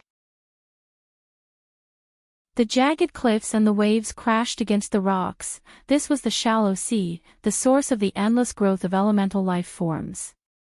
I can help you, Melurcha. He suddenly said loudly, are you willing to accept? A blank card had already appeared in Brando's palm. Melurcha saw the card and seemed to understand something. It had a long life. Bits of knowledge had accumulated in its heart since a certain era. Are you willing? Brando roared angrily. The golden magic was filling the entire forest, but the black flames reignited from the center of the golden light. One man and one stag, they only had one last chance. What do you plan to do, human? This was the meaning in Melurcha's gaze. I'll use the dark magic as the source and seal you together with it. I'll use the rules of the card of fate to extract it from the magic core. Maybe I'll succeed. How confident are you? I don't know, Melurcha nodded slightly. A layer of dense smoke only left the area below its neck. Its entire body had already vanished into thin air, but its forehooves still stood upright on the ground. Brando took out the card of fate and showed it to Melurcha's soul. The Shire, help me calculate how much wealth is needed to seal the card this time. Sir, can you calculate such a simple problem yourself? The Shire's groggy voice came from the other end of the soul. He yawned. Clearly, he didn't know what was going on here. Cut the crap and tell me, Brando gritted his teeth and reprimanded. The Shire shuddered and finally reacted. Then sir, quickly unlock part of the seal's authority and let me see what kind of card you want to seal. Brando immediately did as he was told. The crystal stag. The Shire was slightly taken aback. This thing is much stronger than the little princess from that day. Although its soul has already acknowledged it and can greatly reduce the cost of sealing it, it still needs to consume close to 1,000 wealth. Wait, what's this? The Shire's voice was a little impatient. Dark magic. Sir Leader, you want to extract it from here. This is the law of chaos. Its authority is no less than that of a planeswalker's. Are you sure you want to do this? I don't quite understand. You don't need to understand. Brando was going crazy. Malurcha's head was already faintly discernible. Just tell me how much you need. There's too much dark magic, that's already very little. Brando didn't yell out the rest of his sentence. Most of the dark magic had already been purified by Malurcha and turned into the power of order. All right, I understand. It needs a total of 2,720 wealth. That much. I already said. The Shire answered. But his words were immediately rudely interrupted by Brando. Enough. Tell me if I have enough wealth right now. Barely. But sir, don't you plan on keeping some? Didn't you say that there might be better materials in the stained frost forest? This place is still within the Ansera forest, right? The Shire asked curiously. He didn't understand if his Sir Leader had run into some kind of trouble. But Brando didn't have time to pay attention to him. He pressed his thumb and forefinger on the surface of the card and shouted at Malurcha's soul, seal. But the expected situation didn't occur. It was completely different from the last time he sealed Metasha. The card of fate floated silently in the air, motionless. What's going on? Brando's right hand that held the card stiffened slightly. Sir Leader. The soul of the target you want to seal is too weak. The dark magic isn't enough to make up for the flaw in this part of the law. You still need some wealth to create a virtual law. The Shire's voice suddenly shouted anxiously. How much more do you need? Brando asked through gritted teeth. He was about to miss his last chance. Not enough, Brando's heart chilled, but at that moment, the Shire suddenly cried out in surprise. Aw! There's new power being poured in. What's going on? The young wizard attendant obviously didn't understand what was going on. Brando didn't understand either, because he only saw the blank card suddenly flash with silver light, and then explode like a flash bomb. A dazzling white light spread out in all directions. Brando narrowed his eyes slightly. After the light gradually dissipated, he saw a card wobbling down from the air. In the darkness, but with a heart towards the light, Forever Song, the card fell into his hand. Song of Samsara Eversong VI Light 4 Dark 4, spell, pay 40 mana, Nate, to summon Malurcha the White Deer, level, Fahrenheit, level, -10, into the field. When the White Deer leaves the field, choose 2 cards from the graveyard and shuffle them into the holder's deck. Maintain. Malurcha the White Deer will maintain until the next day's reset. Birth and death, endlessly growing and multiplying. Brando looked at the white deer depicted on the card, and the sprite on its back. He was a little stunned for a moment. In that instant, he understood what had happened. He looked up and saw the golden magic enveloping the entire forest. The withered trees of fog were collapsing in patches. But new branches and buds grew out of the ashes, quickly growing into a dense patch of small trees. A young crystal stag lay in the middle of these trees with its eyes half closed. The forest seemed to be protecting it. With a soft hum, Brando saw a pale green panel jump out in front of him. Mission, Elemental Activation, completed, perfect completion. Mission, Song of the Shallow Sea, completed, perfect completion. P.S. We agreed on 6,000 words today. This chapter won't be divided into chapters. Just look at it this way. I'm so tired today. When I get home, I have to go out to train again, and then I have to rush back to write again. I really want to kill myself. To be continued. If you like this work, you are welcome to come to Chidien. Calm to vote for me. Your support is my biggest motivation. Chapter 7:18. Elemental Activation. At that moment, Brando felt as if a fire had been ignited in the dark world of the soul. Golden flames burned in his pupils at the same time, and in his eyes, the world had changed. The crystallized trees that were gradually collapsing and turning into ashes, the paths in the woods, the rocks, and the snow seemed to be covered with a layer of silver lines. The lines bound energy and matter downwards. The lines of law intertwined, and in those blank and weak places, matter seemed to be fragile and would collapse at a touch. He picked up a stone and pressed it gently in a certain place. The stone turned into powder in his hand like moldy bread. This was a world dominated by laws. He had known this secret for a long time, but without elemental activation, it was difficult for mortals to truly understand the true meaning of this sentence. Just like how ordinary people could not understand the truth of the world, only when they crossed the threshold, time, space, law, energy, randomness, one by one were born in the fire and presented in front of them. Only then could they understand that the essence of the world, even the magic power under the law of Tiamat, was not as mysterious as the world imagined. Everything he saw was formed by the law's binding magic power. This was the rule at the bottom of Wound. Brando narrowed his eyes, and the feeling of power flowing quietly in his heart was exactly the same as in his previous life. He raised his hand, which was also covered with a faint layer of law, but all these strange scenes gradually disappeared, and the world seemed to return to its original state in an instant. And then, Brando saw his status panel begin to change: human difficulty, 20 years old. Power system, elemental domain, self-law, superior authority. After elemental activation, the power system was no longer simply divided into physical and curses, elemental and melee. In addition to the self-law that pursued one's own ultimate power, there were only two major systems of world law that explored the mysteries of the rules like wizards and elementalists. However, Brando saw an additional line of superior authority at the back, which made him slightly stunned. After elemental activation, the power system was marked with the most original power, and he immediately thought that this might be the power of a planeswalker.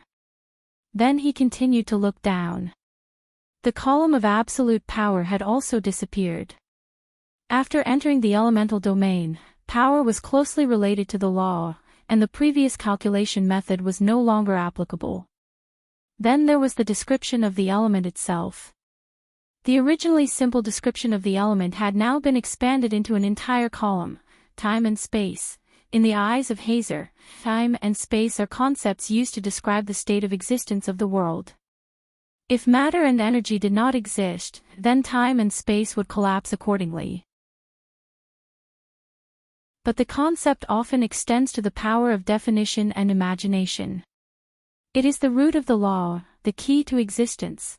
When Brando saw this sentence, he couldn't help but be dumbfounded. Whether it was time or space, they were the highest level of elements. Along with Saint Ossoul's wind element, Fanzin's light element, Gretel's fire element, and Eleranta's earth element, they were called the highest level of elements. People often believed that above the highest level of elemental elements was the power of existence. However, he did not expect that there would be mixed elements, which were known as conceptual elements. Brando had always thought that he had the space element, the space constraint, and the state that was defined in space, so he could have a sure hit effect. But now that he thought about it, in the four-dimensional world, time and space originally existed as one. Elemental power, 4/4, sure hit, space is under your control and management. As long as the lines of law tend to be stable, the user can make the next attack appear at any coordinate in space. Consumption, 50 PO, order power, steady space is the furthest distance between people. If you can't cross it, how can you hurt me? Sardin, King of Law Wizards. The lines of law protect the user's armor and weapons. As long as the attack does not penetrate the law, the armor and weapons are considered indestructible. In addition, steady gives the user an additional +2 defense.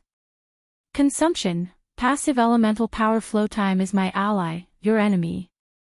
As long as the lines of law tend to be stable, the user's attack can affect the enemy and cause them to age rapidly. Consumption, 100 PO per second, interval use seem to be in the crevice of time. Its flow is always especially slow for you. The user's aging speed is halved, and their lifespan is doubled. Consumption, passive elemental power order power, 4004004 elemental abilities, 1 more than the normal 2 active elemental activation and 1 passive elemental activation.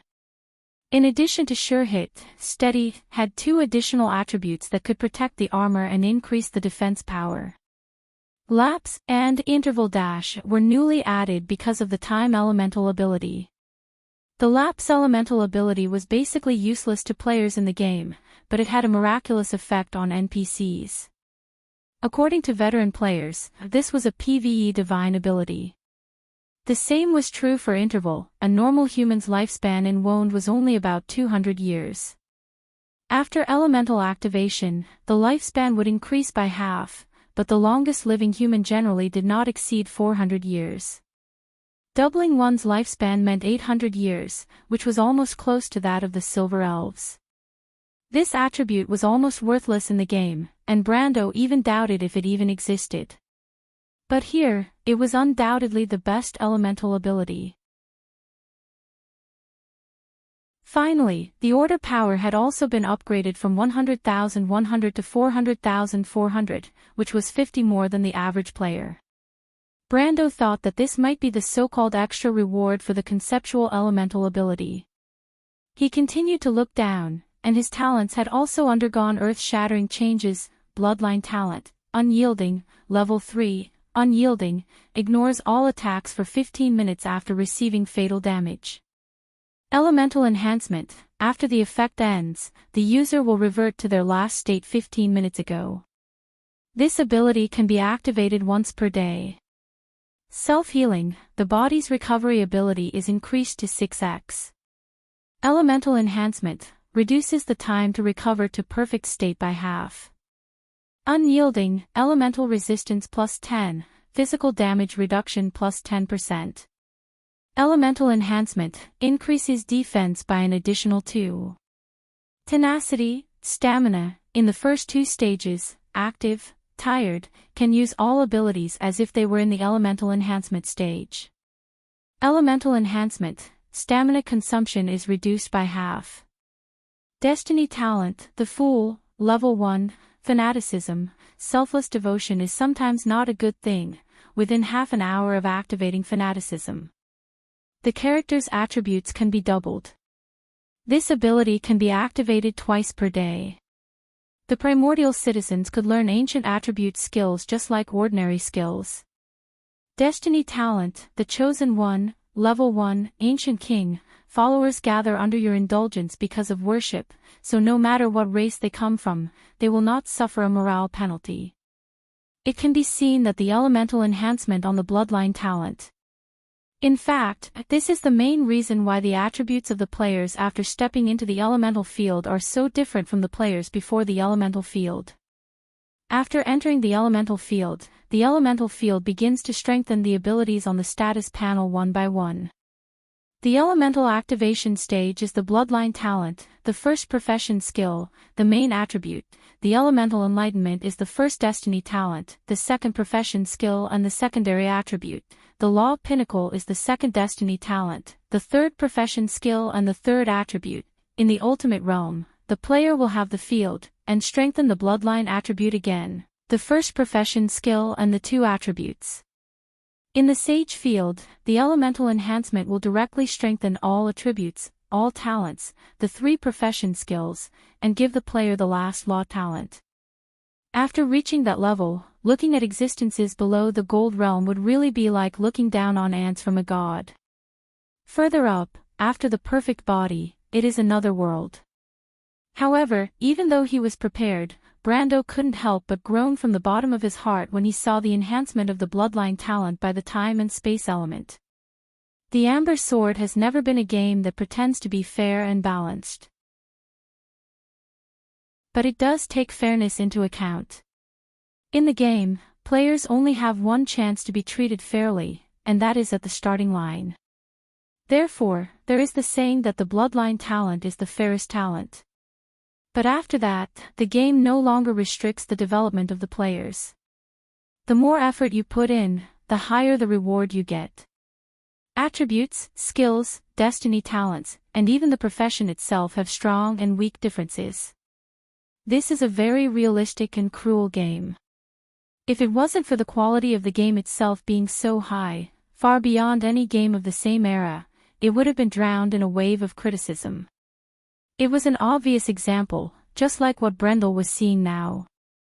The time and space element as a conceptual element, not to mention the powerful attributes of the element itself, the bonus provided is at least 20 to 30% more than the average element. Of course, such an element, Brando has never seen it even in the game. Conceptual elements. The most he has seen before is only the highest level elements of a few major elements, plus time and space, which are claimed to be the closest to the power of existence. Then he continued to browse, and below were the attributes.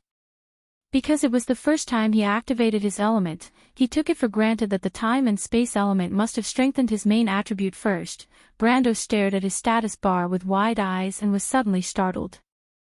Strength, 310 plus 49, equipment, plus 107, elite form, dexterity, 240 plus 17, equipment, plus 80, elite form, physique, 670 plus 42, equipment, plus 240, elite form, element strengthening, intelligence, 1.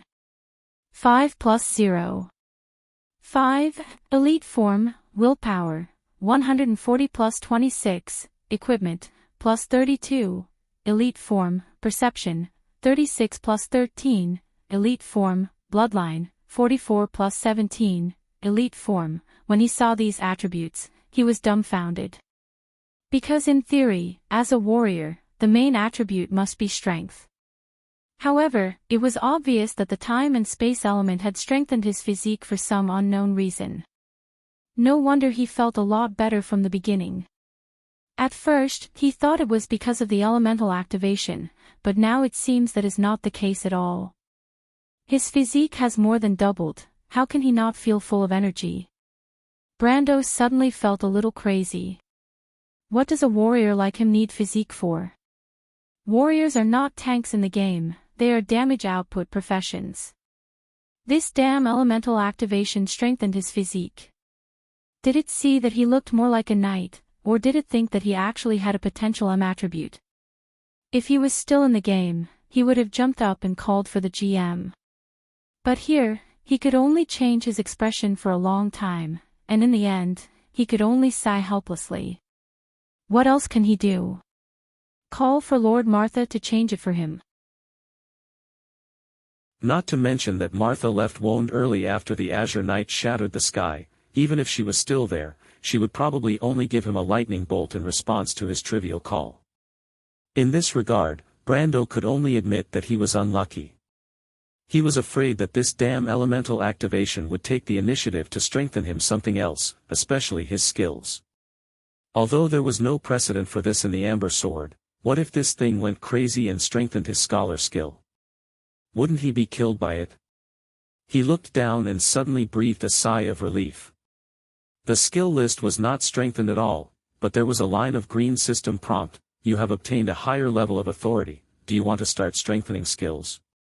This was exactly the same as the situation in the game. Although it was a little strange, the Amber Sword had always referred to power as authority.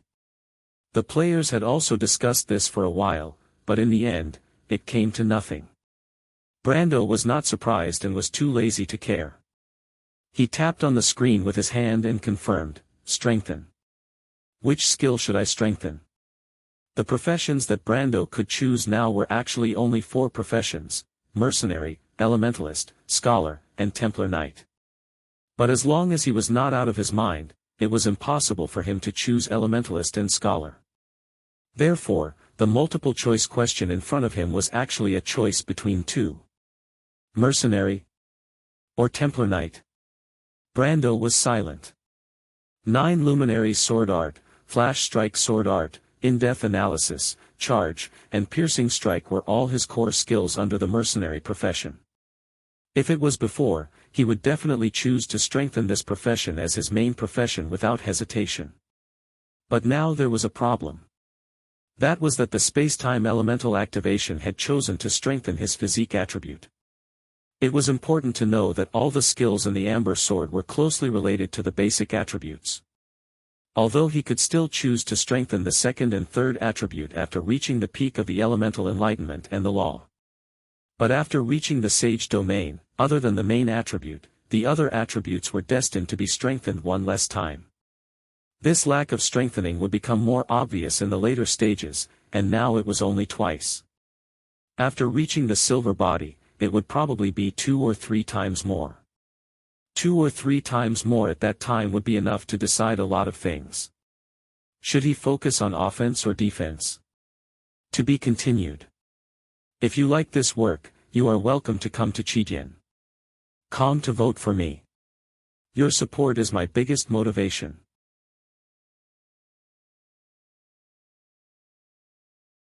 Chapter 7:19. Should I focus on offense or defense? Brando gritted his teeth. He felt a little strange.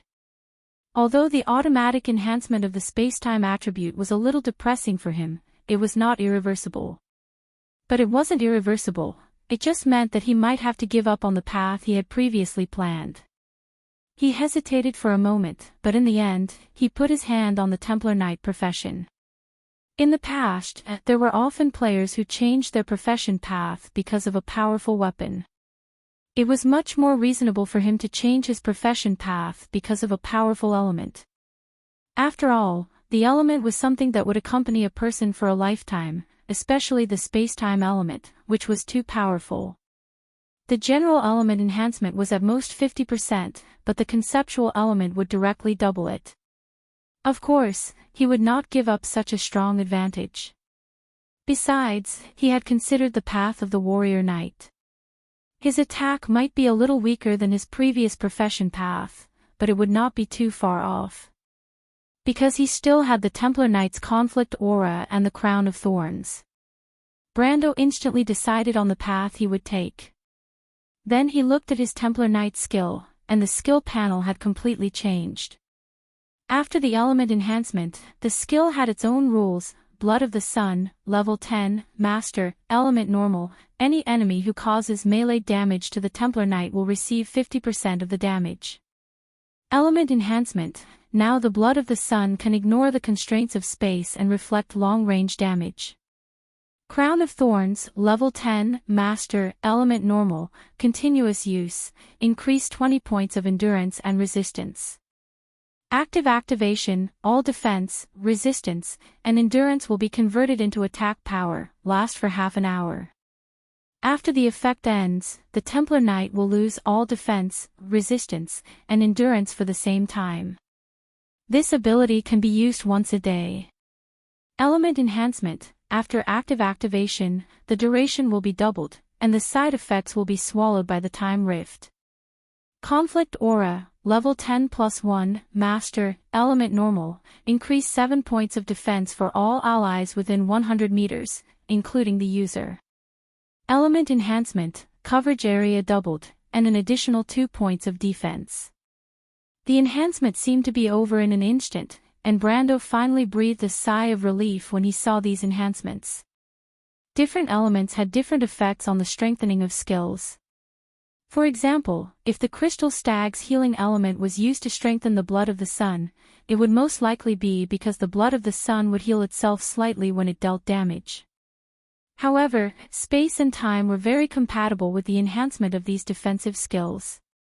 Especially the Crown of Thorns side effect of being devoured by the time rift. Brando was so happy that he almost laughed out loud.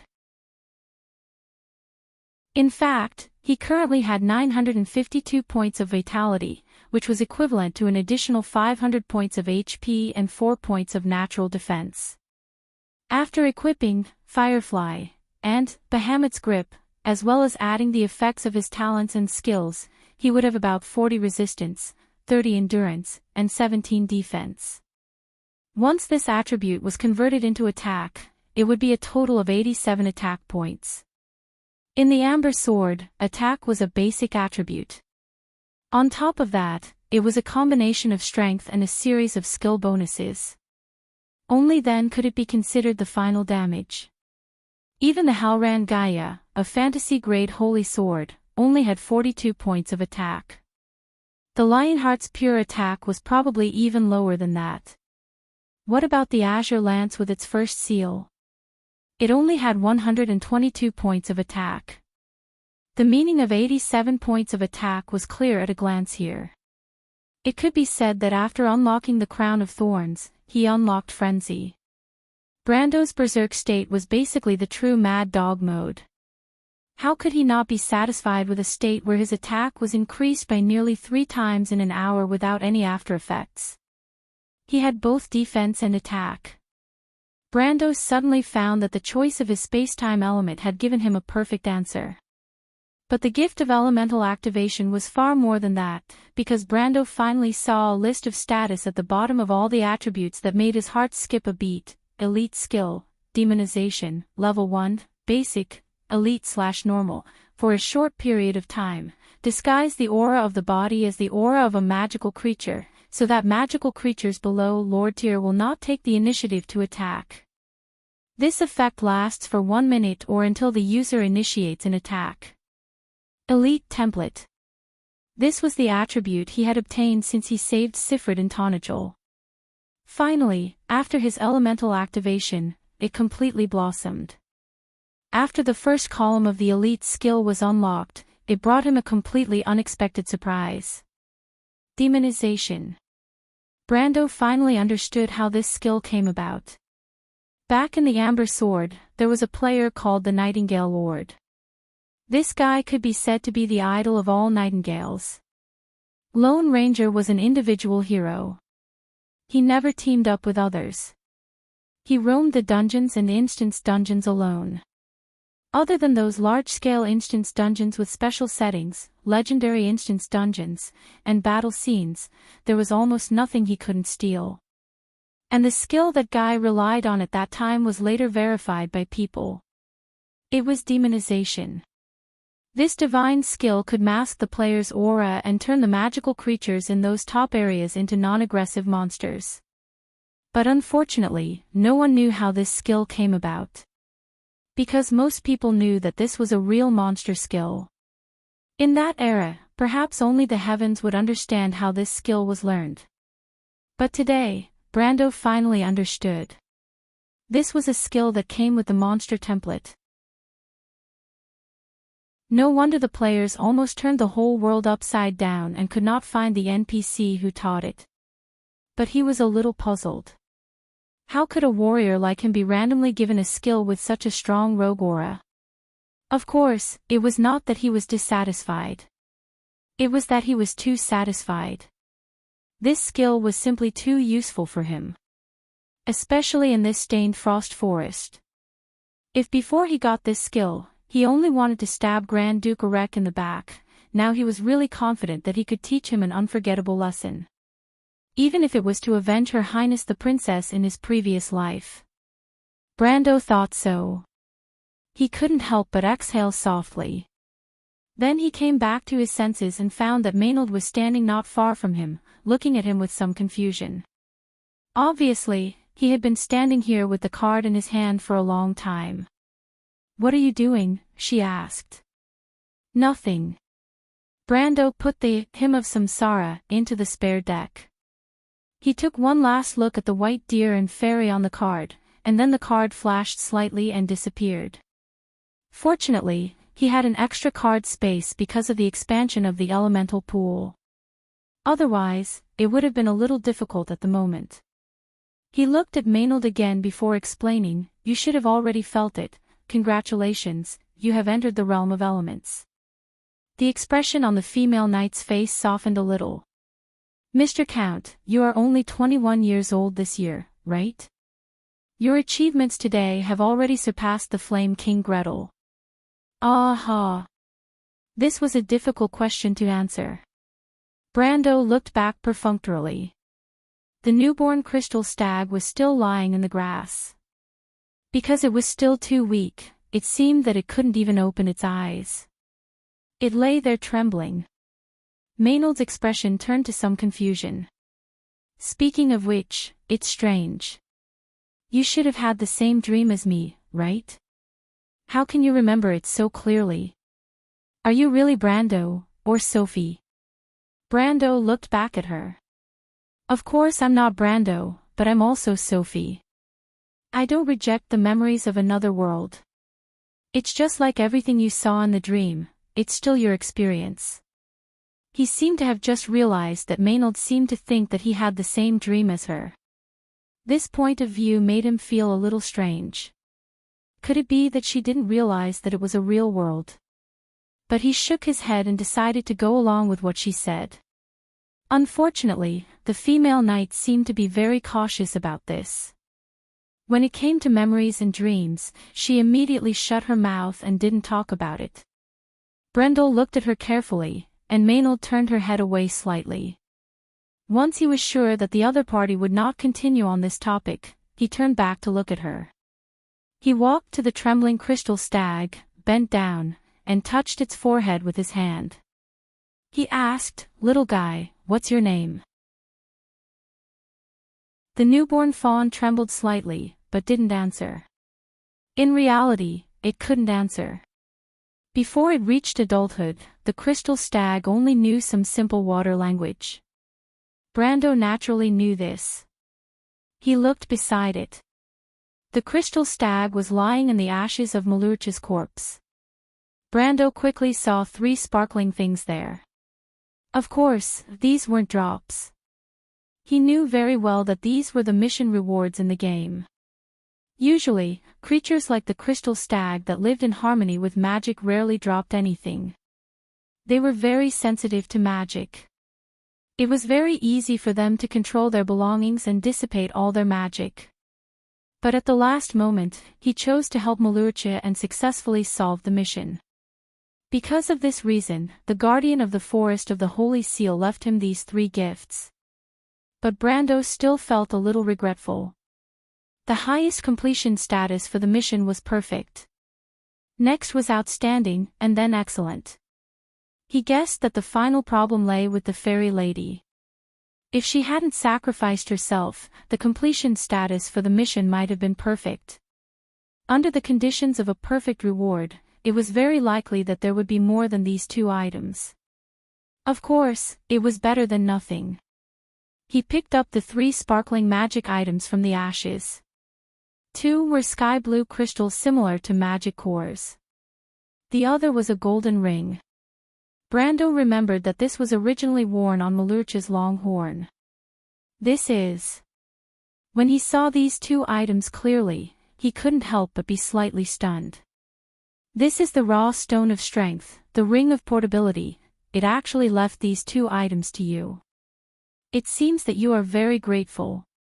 Maynard answered softly behind him. The raw stone of strength was also called the experience crystal in the amber sword. The wizard's definition of it was a substance formed by a large amount of purified holy magic gathered together. Because it was pure, it could be absorbed by most creatures in wound, and even magic creatures. Therefore, it could be said that the crystal in Brando's hand was something that the frost demons outside the forest of the Holy Seal had coveted for thousands of years. But when he held the crystal in his hand, he felt a heavy weight in his heart. Malurcha had guarded this holy magic for thousands of years, but in the end, it had given it to a stranger like him. Yes, this is the raw stone of strength. I've only seen its existence in storybooks. Legend has it that before the War of the Holy Saints, the great mages would also make this thing, Brando replied. You said you've only seen it in storybooks. Are you referring to Sophie or Brando? Maynard asked with some concern behind him. Both. Brando lied, so as not to go too deep into this topic. He felt that he should try to avoid talking about the past with the female knight, so that she wouldn't point a sword at his head again. That wasn't a good feeling. But he felt a little strange. He always felt that Maynard seemed to care about her dream, but also seemed to be deliberately avoiding it. It was a little contradictory. You should know what it does, right? Brando turned around and asked. Me? Maynard thought for a moment. The literature says that the raw stone of strength can increase a person's strength, and sometimes even help those who have no hope of entering the next realm to break through. But I think that's nonsense. There's no such thing as unearned power in this world. Not all of it. Brando looked at the crystal in his hand. He knew that what Maynard said was actually correct. This thing called the experience crystal actually only had one function, that was to convert the holy magic in it into experience and inject it into the receiver. In the entire Amber Sword, there weren't many things that directly increased experience like this. Fragments of the divine artifact, raw stone of strength, fountain of blessing, and a golden apple. But because of this, they were particularly precious. Brando threw one of the raw stones of strength to the female knight and said, "But no matter what the legend is, don't you want to try it?" "I." The female knight caught the crystal and held it with both hands, a little surprised. "Why are you giving it to me?" Brando smiled. In fact, he didn't know either. Probably because this thing was no longer useful to him, the raw stone of strength was a relatively low-level item that increased experience. In fact, it was the most effective for silver to gold rank existences, and it could almost transfer experience without any loss. And for people like him who had already elemental awakened, the effect was naturally much smaller. Of course, he could also consider Medisha, the Shire, or Hippamra. But for some reason, he just saw Maynard's appearance and subconsciously made this decision. "Legends may not be true, I'm going to use you for an experiment," he replied. The female knight looked at him deeply. She suddenly lowered her eyelashes and asked in a low voice, "Are you going to give the other one to Freya?" Brando was slightly startled. "You know. Because I had the same dream as you," she replied softly, and then her voice softened. "But anyway, thank you." The female knight looked carefully at the crystal in her hand, and then carefully put it away.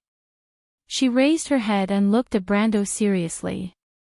"I like this gift very much." "Because you want to become stronger." Brando suddenly noticed something, and he narrowed his eyes. Maynard nodded gently. "Let's look at the other thing," she replied. Brando was actually a little impatient. He picked up the golden ring in his hand. The name of the ring of portability actually explained the function of this thing. This thing belonged to the same category as the dimensional hole, the dimensional bag, or the ring of drawers. It was a magic item that stored space. But slightly different from the dimensional hole, the ring of portability only had 2 spaces and could only store 2 items. But it had a feature that other storage equipment did not have. That was, it didn't require any action to take out the stored items. With just a thought, the item would instantly appear in the holder's hand. Because of this feature, it was called the Ring of Portability. In the game, this bracelet itself was a very precious equipment. Players who owned it often used it to store weapons. This way, they could be able to switch weapons in an instant and catch people off guard. Just this feature alone, regardless of whether there was anything in it or not, Brando could be said to have profited by getting this bracelet. But he was still very much looking forward to what was in it. After all, most of the things in the Ring of Portability were weapons. And weapons were the most valuable type of magic item. But when he picked up the golden ring, a thought flashed through his mind, and he could not help but be stunned for a moment. There were 2 items in the bracelet. One of them was almost worthless. It was a piece of stone, but that stone was very familiar to Brando. Because he had seen almost the exact same thing in another person's belongings. He immediately remembered that he had obtained the dark stone from Amandina's father, Borg Nessen's belongings. Because he had never figured out the use of that stone, he had always carried it with him. When he saw the item in the Ring of Portability, his heart immediately thumped, and he immediately took out the stone from his pocket. He compared it to the stone and was immediately stunned. It was exactly the same. Other than the shape and size, the other features were almost exactly the same. The color, the texture, and even the fact that there was not a trace of magic was exactly the same. What is this? Maynard saw the stone in Brando's hand and could not help but ask. But Brando shook his head and answered honestly for the first time, "I don't know either." The female knight looked at him suspiciously and did not speak again. Brando, of course, noticed her expression. He could not help but feel a little troubled. If he spoke the truth, no one would believe him. He did not know if this was a classic example of the boy who cried wolf. But after thinking for a moment, he still put away the 2 stones. It was a good thing that Malucha had been sealed into a card. There would always be a chance to ask it about the secret of this stone.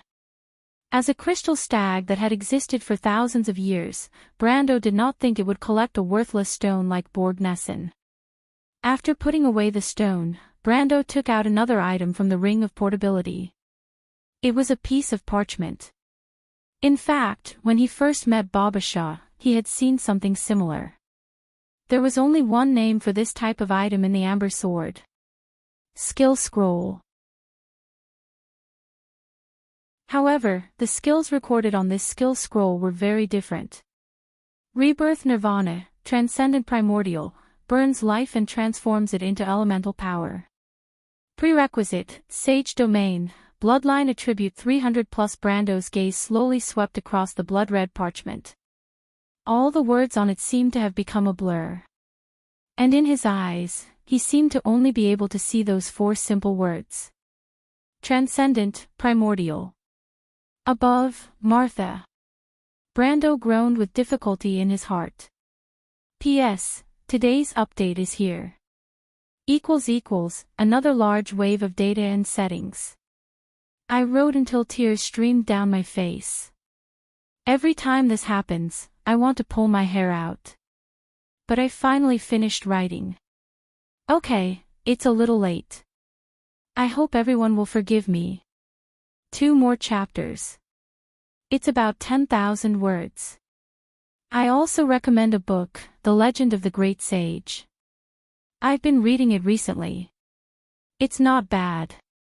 If you like this work, you are welcome to come to Chidien. Calm to vote for me. Your support is my biggest motivation.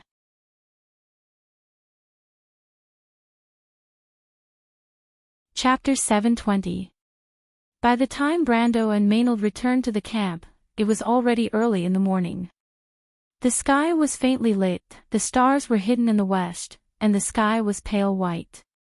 There was a line of gold on the lake, and the first rays of the morning sun were breaking through the surface of the lake. The 2 had just walked out of the forest when they heard a joyful shout, "Senior Maynard, Brando." Brando raised his head when he heard the voice. Freya was sitting on a tall rock bathed in the morning light and saw them first. She hugged her knees with both hands and rubbed her red eyes when she saw them. She looked like she hadn't slept all night, but the worry on her face was finally relieved. He smiled slightly. Although he still hadn't recovered from the series of events that had happened last night, seeing this young girl from the countryside of Butchie still gave him a warm and friendly feeling. "It's your turn to keep watch again." Freya jumped down from the rock, her expression unnatural. She was too embarrassed to say that she was worried. She nodded and made a sound of acknowledgement. But this couldn't fool Maynard. The female knight glanced at her. The young girl blushed slightly and looked around at Brando. Did it go well? Everyone knew that Brando and Maynard had entered the forest to hunt the crystal stag. Although most people hadn't heard of the crystal stag, she was still slightly curious that he'd returned empty-handed. In Freya's impression, there was nothing he couldn't do. In her heart, he was the strange reserve militia of Butchie, and the young noble who'd led everyone out of the encirclement. Later, he'd become the Lord of Tonajol and helped the princess defeat Duke Arek and Duke Cypher. The Count of Tonajol in front of her now was a person with real power and authority in Erewhon. Even people like Makarov and Oberway, who used to be high and mighty in her eyes, didn't dare say they were higher than him. The princess trusted him, and there were even rumors that he was a new noble of the kingdom, a future powerful minister. However, Brando didn't put on airs in front of her, which made her feel that the distance between them had narrowed a little. But she was still not satisfied. Didn't this guy know that he was already a count? In her mind, the count should be serious and unsmiling, so when she saw Brando's sloppy appearance, she couldn't help but feel a little angry. But then her heart softened, and she comforted him. "It's okay, I think there's still a chance. I looked at the map, it will take a few days to get through the Ansera forest." Brando couldn't help but laugh when he saw the future Valkyrie babbling incoherently in front of him. "What are you thinking about? Did I tell you that I didn't succeed?" "Aw." Freya was stunned. Brando especially liked to see this future Valkyrie in a daze in front of him. She opened her mouth slightly and revealed a surprised expression. He continued to smile. "Do you know why I'm hunting the crystal stag?" Freya shook her head. How would she know? The nobles loved to hunt, and in her eyes, this was a luxury. But just like the winter hunt in Grimoires, it really didn't have much to do with the ordinary citizens of Bucci. Brando smiled slightly. He intended to surprise this dazed young lady, so he stretched out his hand with his palm facing up. A wisp of silver fire rose along the lines of his palm, slowly weaving upwards. The silver fire was like a thin thread, and they intertwined together to form a beautiful spiral. Freya couldn't help but widen her eyes when she saw this. She was no longer that ignorant country girl. Before the War of the Black Roses, the most powerful beings in her mind were probably the cavalry scouts in the stories told by the veteran Captain Mano. In those stories, the cavalry scouts were actually able to fight Madara's Pale Riders to a standstill. The exciting battles and experiences of circling around the enemy's formation were always able to make the listeners' hearts flutter with excitement. But later on, she understood that the most elite soldiers in those armies were only at the peak of dark iron. Even the Lord's bodyguard knight was only at the silver level, about the same as her now. In just a year and a half, she was already one step ahead of the existence she yearned for the most in the past. It was said that after this autumn, Her Highness the Princess would personally confer the title of knight to this batch of students. Before this, Freya probably never dreamed that she would become a noble in her lifetime. But none of this could compare to her surprise at this moment. Because the silver fire burning in Brando's hand was none other than the fire seed of the precept, the line of precept. In Won's world, those who could activate their elemental powers were considered to have crossed the boundaries of the mortal world, and stood at the starting point of the path to the sage and the truth. These people were all existences that left their names in history. But Brando was only 21 years old. "Brando, this is..." Freya frowned slightly. Her expression showed both joy for Brando and a trace of worry. She was worried that Brando seemed to have taken another step forward, but she was still pacing back and forth. She was worried that one day she would not be able to keep up with him and be left far behind. Although Brando once said that he would stop and wait for her, how long would he wait? She remembered that he also seemed to have said that he would not stop and wait for her to move forward endlessly. Freya's heart was filled with mixed feelings for a moment. Brando did not seem to notice the hesitation in the heart of the girl from Bucci. He just nodded at her encouragingly. "You've really activated your elemental powers. But you..." "I remember those heroes in the history of Erewhon, Duke Urano, the Thornflower Lord." Freya stared at him blankly, as if an existence that surpassed the heroes in history had appeared in front of her. She could not accept it for a moment. Even your grandfather Darius was not as young as you when he activated his elemental powers. There's no one ahead, Freya." Brando finished her sentence. The young man's confident, even slightly arrogant words startled Freya slightly. In the girl's memory, the Brando she knew had never acted so arrogantly. Not far away, Lorena and her fiancé Filas stepped out of the camp and could not help but stop when they saw this scene. both of their gazes fell on Brando. Of all of them, only Maynard glanced at Brando indifferently. Brando looked at Freya and did not answer, but the words in his heart seemed to have been hidden for a long time. The late King Eric had established Erewhon, and in that era, he had to protect this kingdom. His enemies were the Cruise people, or the Wind Elves of St. All those gathered under that glorious flag had participated in that war, and everything that the ancient nobles had fought for was now at their feet. But today, Erewhon had suffered too much. He might have had a strange dream, like Maynard, of seeing the decaying kingdom sliding into the abyss, her people fighting desperately, but in the end, they gained nothing. As if meeting his gaze, Maynard twisted her body uneasily, and she frowned her slender eyebrows. But Brando's gaze had gone past her, as if through Lake Valendon. He saw that in the far west, there was a dark, nascent empire slowly rising. This war would be an opportunity. Once the merciless emperor eliminated the last stumbling block, the emperor would not be able to do anything. Then in the next step, his scepter would be pointed at Erewhon. The great demonic wave was coming fiercely, and what the crystal stag Marlowe had seen was only the tip of the iceberg. The darkness of the entire world was restless. After Evernight, the true chaos of war would descend upon this world.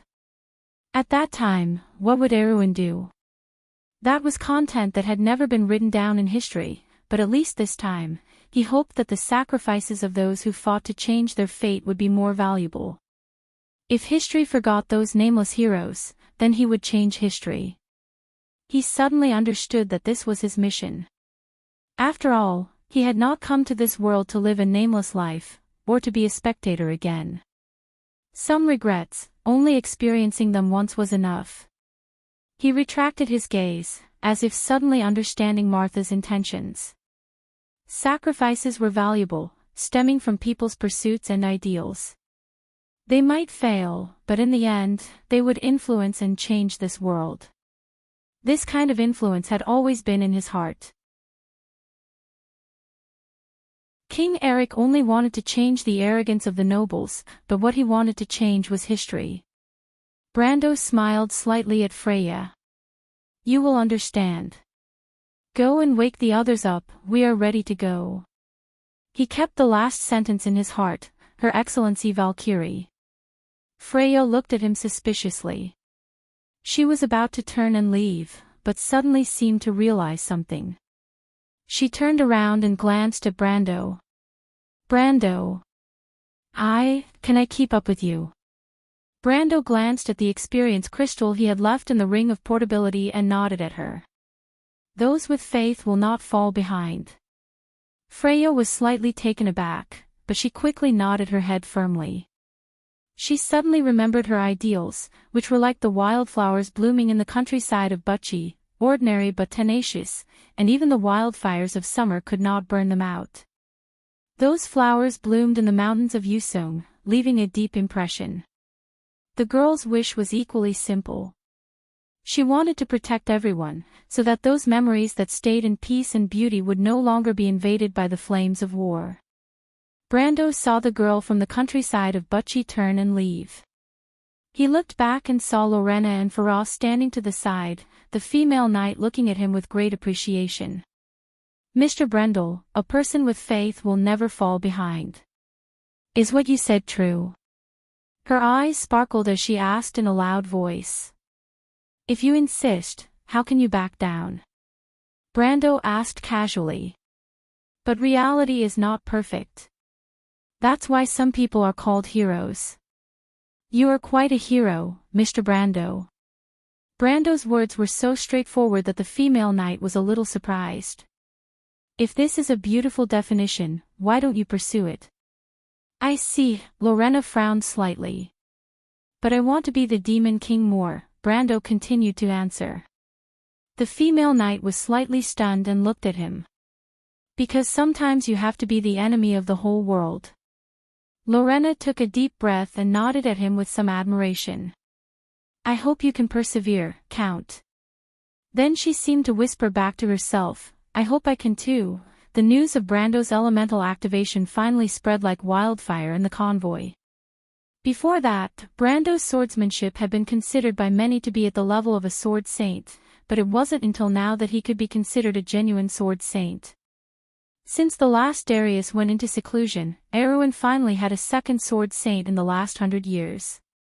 A young sword saint. Brando's prestige in the convoy, especially among the guards, seemed to have reached its peak for a while. Brendel had jokingly mentioned his title before, just like Garlock the Wanderer, and Nicholas the Blazing Flame. A sword saint who had elemental activation was already qualified to be honored by the world. But Maynard simply reminded him that, in fact, after the Battle of Ampere Seal, he had a well-known name. Wolf-Herder Brando. On Grand Duke Arek's thin face, two pairs of tired but sharp eyes in his deep-set eye sockets silently scanned the parchment map in his hand, but in his mind, he repeatedly evaluated this name. A few months of information feedback had already allowed him to recognize the person behind the scenes who caused the entire Ampere Seal plan to fail. This bandit leader from Tonagel seemed to be a nobody before, but he made a name for himself in Fortress Reden and then rose like a comet. The other party's methods seemed uncouth and unbearable, like the tricks of a bandit, and were not in the eyes of the nobles at all. Even the northern nobles once joked that the new lord of Tonagel was a rustic nouveau riche. Many people secretly envied his luck. But Arek did not think so in his heart. How could the grandson of Sword Saint Darius be so simple? He had seen the Sword Saint in person before, and the impression he left at that time was still chilling to him. Moreover, he had already noticed some details. The Count of Tonagel always seemed to be able to predict the enemy's moves. A typical example was, this time, he followed behind them again. Grand Duke Arek frowned, and there was another argument in the distance. He raised his head, and the beautiful female knight seemed to have noticed the displeasure of the once powerful figure in Erwin's upper-class noble circle, and quickly explained in a low voice, "The hunters seem to be unwilling to continue. They still think that there is a terrible curse in the stained frost forest." "What a bunch of fools," the female knight added. Arek frowned and replied coldly, "Devard really disappoints me. Only one person is enough to lead the way." Sylvia was slightly startled, but she immediately reacted. She lowered her head and obediently replied, "I understand, my lord." The Silver Knight looked towards the forest and could not help but shake her head. Some people really don't know what's good for them. P.S. There are guests at home today, so I don't have much time to write. I only started at 10 o'clock. By the way, there will be a lot of times like this before the new year, so I will try to guarantee 6K every day. As long as I have time, I will give you 10K. I will owe you 2K for today. So annoying. To be continued. If you like this work, you are welcome to come to Chidian. Calm to vote for me. Your support is my biggest motivation.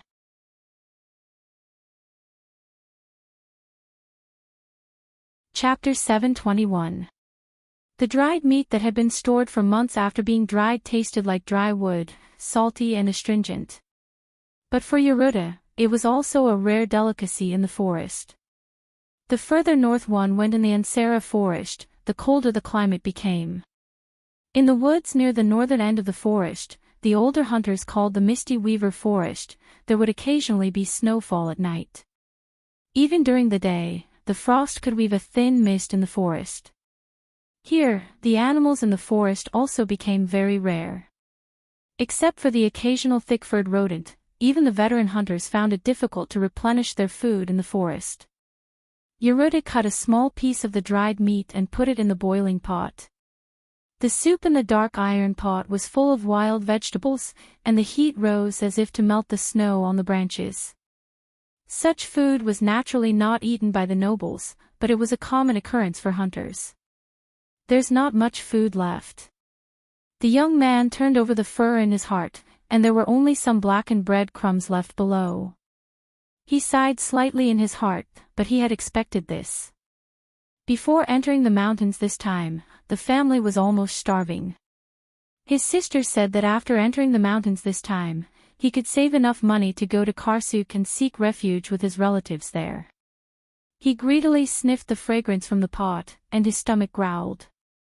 He looked up at the neat and beautiful tents on the other side of the woodland, and the sound of dispute continued to come from the camp. He knew that the hunters from the town had a disagreement with the nobles, and the disagreement mainly came from the hunters' reluctance to cross the river in the north and continue forward. Thinking of the river in the north, Yeruda could not help but shudder. After passing through the misty Weaver Forest, with the Nugan River as the boundary, one would enter the Falling Needle Hills north. This river connected Lake Valendon with Lake Green and Lantern Island downstream, and ice floated on the river all year round. But there were some more terrifying legends. After night fell, there were often things wandering in the stained frost forest in the north, and no one who had seen them had ever returned from the forest. Such legends were passed down from generation to generation, so the north of the Nugan River gradually became synonymous with the forbidden area. Even Yeruda often heard those terrible stories, such as the man in the tree, the lost knight, and the like. He couldn't help but shiver when he recalled the legends that the older generation of hunters told him by the bonfires. He turned back to look in the direction of the hills. For the past few nights, he had seen ghostly blue things in the forest. He only told his sister about it, but his sister only said that he was seeing things. Even among the nocturnal prowlers, there's nothing like what you saw. You must have mistaken the crystal stag for something else.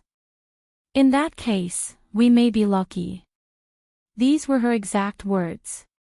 But he knew that since that day, the number of hunters on night watch in town had doubled. The closer they got to the north, the easier it was to detect the tension in the air, and the conversations between people seemed to have become sparse. It's just that Yeruda didn't understand. The people in the town didn't like them. Why did his sister have to tell them everything? Even if it was the hunter's motto, only by working together can we overcome the difficulties, unity should not be one-sided. He had never liked the townspeople, especially the way they looked at him with disgust. Suddenly, he heard the sound of horses galloping from outside the hunter's camp. Only the nobles had horses. He looked up and saw a few tall knights leading a group of nobles' private soldiers to the front of their camp. What happened? Were they done talking? With such doubts, Yeruda's gaze pierced through the white steam rising from the iron pot. Behind the mist, a hunter walked towards the knights, as if to ask what had happened. But a noble's private soldier walked up and pushed him to the ground. Yeruda stood up immediately. The noble's private soldiers began to spread out on both sides and surrounded the camp. He still didn't know what had happened. When he turned back, he saw a row of soldiers with longbows walking out of the forest. He saw the noble longbowmen in leather armor that almost completely covered their faces. They drew arrows from their backs and drew their bows. An instinctive premonition of danger rose from the bottom of his heart. A hunter ran in from the back of the camp with a pale face. He knew the guy. The guy had 2 little daughters, and once they threw sand at his head. He would remember the way the guy looked at him with contempt for the rest of his life. But the other party's expression must not have been as twisted as it was now. Those bastard nobles are going back on their word. The hunter let out a hoarse cry. Run! Then a sharp whistle sounded in the forest. As a hunter, Yeruda was very familiar with this long syllable. A sharp arrow pierced through the air and pierced the hunter's throat. The sound came to a screeching halt. The sharp tip of the arrow broke through the flesh and came out from the side of the chin. The blood pooled outward in a line, and the short feather remained on the other side of the man's neck, trembling slightly. The hunter looked at him, his mouth opening and closing, showing a mixture of fear and unwillingness. He seemed to be trying to grab his throat with his hand, but just as he raised it above his chest, he fell to the ground. Yeruda swallowed his saliva. He had seen hunters shoot their prey in the throat with an arrow, and had even done it with their own hands. But when the target of human hunting was changed to his own kind, he realized that the same scene could be so terrifying. A person who had been alive before seemed to have turned into a cold corpse in a moment. His heart pounded as if he had just understood what had happened. He had never experienced such a thing, and he did not expect the nobles to dare to do this. Yeruda felt his hands and feet go cold for a moment, but the first thing he thought of was his sister, whom he depended on for survival. "Sister," the longbowmen on the edge of the forest loosened the bowstrings in their hands, and the arrows swept through the camp like raindrops. Yeruda felt a pain in his calf and lost his balance and fell to his knees.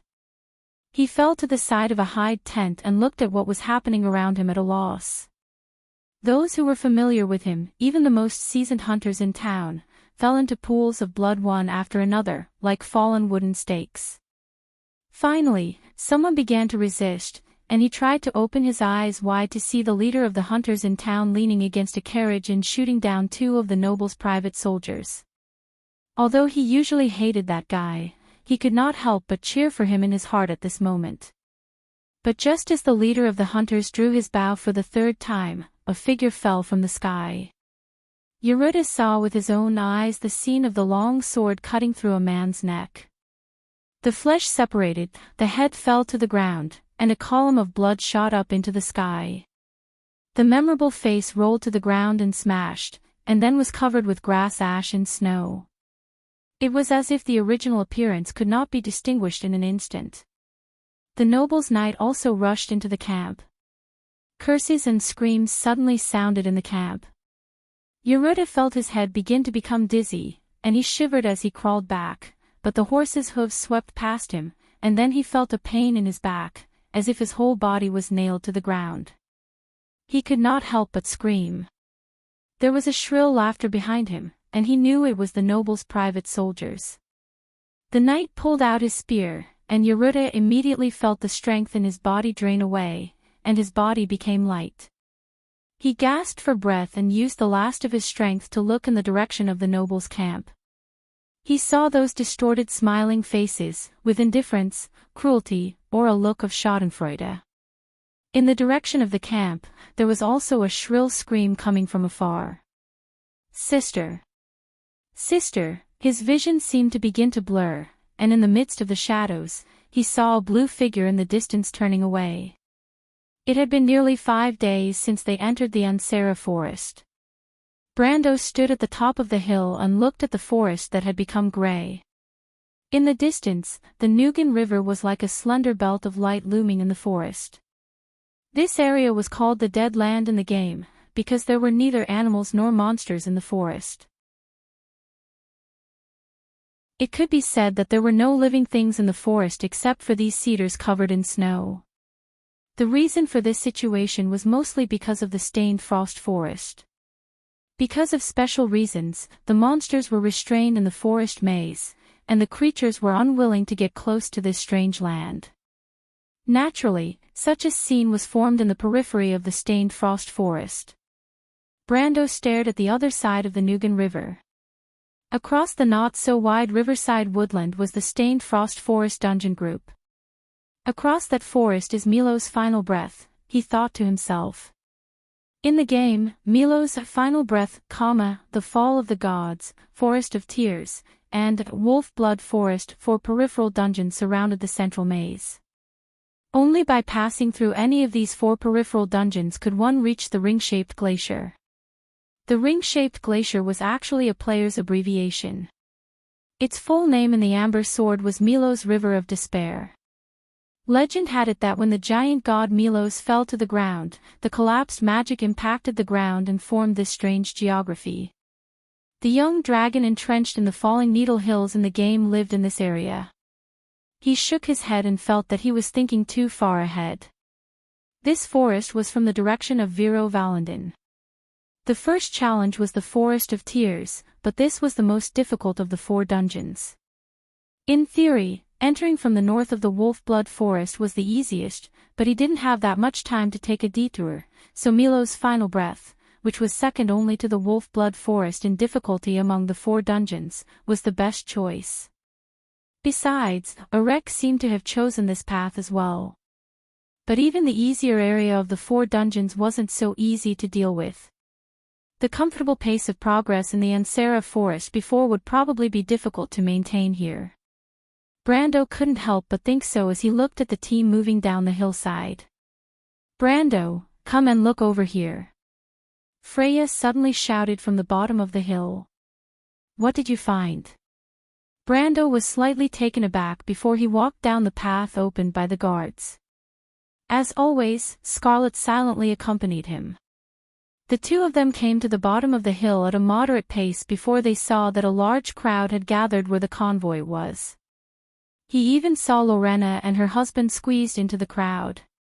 Brando immediately thought of what had happened. He parted the crowd and frowned slightly. Another corpse. To be continued. If you like this work, you are welcome to come to Chidien. Calm to vote for me. Your support is my biggest motivation.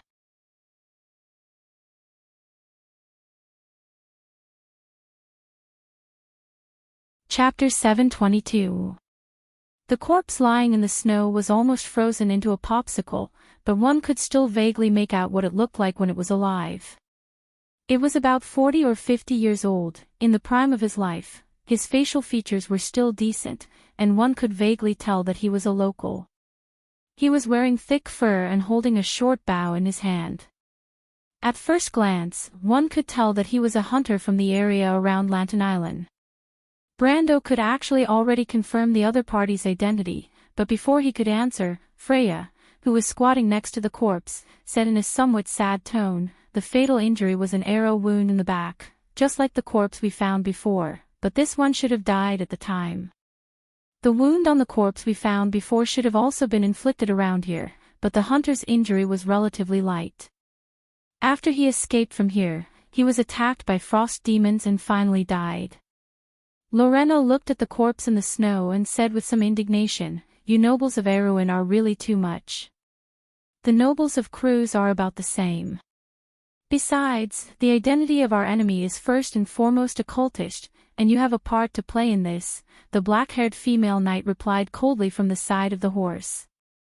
Lorena glanced at her and managed to hold herself back from retorting. Actually, it's not unreasonable to say that, Brando thought to himself, but he didn't say anything. Instead, he raised his head and said to everyone, "If the battle happened around here, then this should have been Erek's camp to begin with. Everyone, spread out and search left and right to see if you can find any clues." Before he had finished speaking, as if to confirm his words, a whistle sounded in the forest. This was the signal that his guards had agreed to communicate with each other. Everyone turned their heads in that direction and saw a girl on a white horse trotting all the way out of the forest. Hippamra was still wearing her linen robe in such cold weather. She turned around and pointed in a certain direction in the forest with the wooden staff in her hand. "Sir, there are many corpses found here." Erech really did make a move. Maynard shook her head gently. Freya's heart sank as she stood beside Brando. She couldn't help but grit her teeth. She still had a sliver of hope that she could save those hunters, but she didn't expect the other party to be so ruthless. Beside her, the female knight Lorena did not look too good either. "Take us there." Brando sighed and replied. He still remembered the worried and hopeful expressions of the hunters' families when they left Shallow Water Town. For these families, their husbands and fathers were probably the only pillars of the family. Once they lost their source of income, it was easy to imagine how they would live in the future. There were even some single-parent families, leaving behind only some helpless children. They waited at home for their father's return, but there was a possibility that they would not hear from him. When he thought of this, he could not help but feel a chill in his heart. Hippamra seemed to have seen through her lord's thoughts. As the priestess of Himalud, she existed to protect the world. The girl was not the untainted holy maiden of the Holy Cathedral of Fire. She was well aware of the hardships of the people, so she could not help but lower her eyelashes slightly. She pulled the reins, turned the horse's head, and led the crowd into the woods. After passing through a small sparse cedar forest, the field of vision suddenly opened up, and an open space that was thought to have been cut down appeared in front of everyone. But when everyone saw the scene in front of them, they couldn't help but feel a little suffocated. The collapsed animal skin tent seemed to have remained the same as they did that day, and in this camp that seemed to have been trampled once, the tragic battlefield was restored in front of everyone. More than 20 corpses were piled up in the center of the camp, and there were still some scattered around. There were eye-catching dried bloodstains everywhere in the snow, and broken arrows were stuck everywhere in the camp. Brando saw Medicia's unicorn standing next to the pile of corpses, and the silver elf princess held the ice and snow on the ground with both hands. The ice and snow instantly turned into crystal-clear ice flowers in her hands. She placed these bouquets next to each corpse, looking very calm. "My lord," she saw Brando, patted the snow on her knees and stood up. "I remember in the last war, the Silver Elf Princess would give a lily of lilies to the Silver Elf Princess. The Silver Elves will give a bouquet of lilies to the companions of the brave warriors. The next time they go to the battlefield, the warriors will wear these flowers on their chests to avenge their fallen companions." Brando nodded. "Don't worry, Erek will pay the price for this. Some people regard other people's lives as ants, and these people have long been abandoned by Martha." He replied coldly, "Chaos can't protect them either. Just watch, the bloodshed will be repaid with blood. Is there anyone alive?" Lorena couldn't help but gasp when she saw this scene and asked in a low voice. But anyone could hear that this upright and kind lady from Cruz was just suppressing her anger. Medicia shook her head. "At least in this camp, they are all dead." There was a slight silence in the camp. Although Brando, Freya, Maynard, and even Scarlet had experienced many battles, and life and death on the battlefield had long been commonplace, but that was a fight where both sides bet on their lives. But in front of them was a naked massacre. These hunters from the area near Lantern Island each had their own families. They were the fathers, husbands, or sons of their families. They may have entered this forest with a vision for the future, but only to let their loved ones live a better life. But all hope for the future was mercilessly snuffed out here. But only for the inexplicable pursuit of some people who didn't know how to respect life. When Freya saw this scene, it reminded her of Butchie, which was burning fiercely in the fire. The kingdom's people struggled in the disaster, but his nobles just watched indifferently, and even added fuel to the fire. Everything that happened at different times in different places was so similar. She gritted her teeth and clenched her fists so tightly that they almost turned white. Lorena on the side seemed to have noticed the mood swings of the future Valkyrie. She had a slight fondness for Freya in her heart and couldn't help but say, "Let's tidy up the bodies of the hunters. It's best to find a way to bury them and take them out when we leave here. At least their families have the right to know what happened here." The words of the knight from Cruz impressed Brando.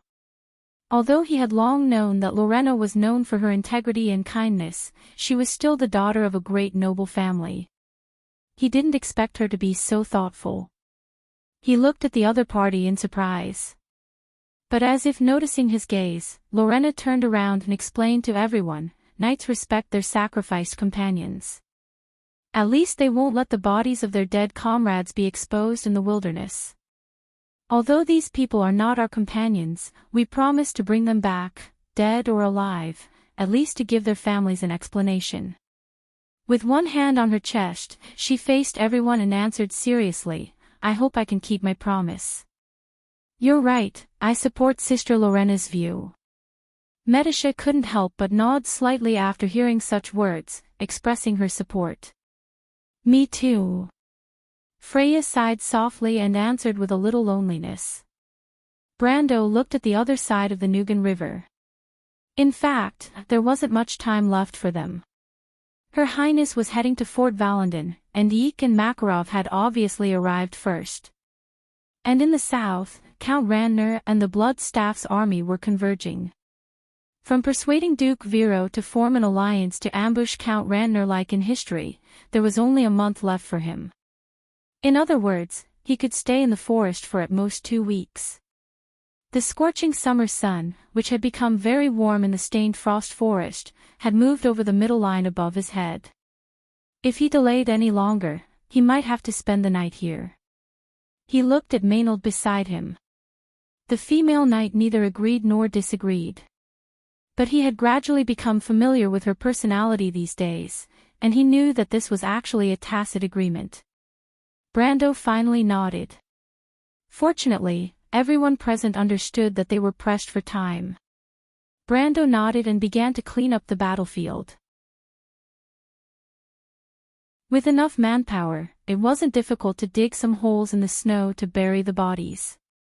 And because it was expected that the bodies of these hunters would be found and taken away sooner or later, under Lorena's command, the guards only dug a few convenient holes, covered them with snow, and made conspicuous marks. Others, such as Medisha and Freya, were looking for possible survivors further away. Although Brando didn't think the possibility was too high, he could see from the arrow wounds that Erek had brought with him this time were all veterans who had followed him for many years. It was unlikely that they would make such a low-level mistake.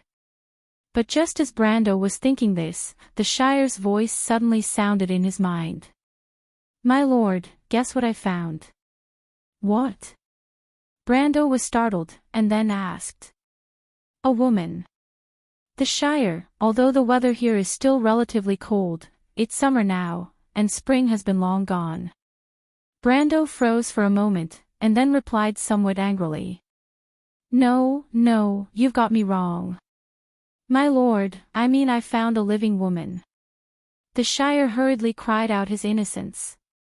Peya was found in the Nuga River. The Shire happened to see her washed down from upstream with drifting ice and hung on a branch probing into the middle of the river. In this weather, the temperature of the river was close to 0. When the Shire found the woman, she was almost drenched, soaked in the cold river water, and there was a long knife wound on her back. The knife wound seemed to be due to excessive blood loss, and the rolled flesh was soaked white. Originally, in such a state, the young wizard's first judgment was that the woman was dead, but the facts played a joke on him. When he fished her out of the middle of the river with a spell, he found that she still had a heartbeat. And then, Peya already knew what happened after that. But for the girl herself, she could not remember what happened before she jumped into the river. She only remembered that day when the nobles turned hostile, and the oldest hunter in the team was directly pierced by the middle-aged swordsman with a sword. Then there was the melee, the flash of swords. It was a terrible scene that only happened in a nightmare. The most powerful hunter in the team, who was said to have served as a swordsmanship instructor in the army in the Manowir area, and a leader with silver strength, was not a match for the middle-aged swordsman. She would never forget that scene in her dreams.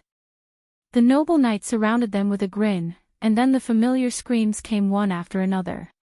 She remembered a knight trying to hold her down and hold her hands behind her back. She remembered the other party's vulgar scolding and touching her unruly with his hands. If it hadn't been for the ring, she really didn't know what terrible things would have happened after that. What happened after that seemed to be running away, but the wound on her back hurt so much, and her body became weaker and weaker. But she was more and more worried about her brother.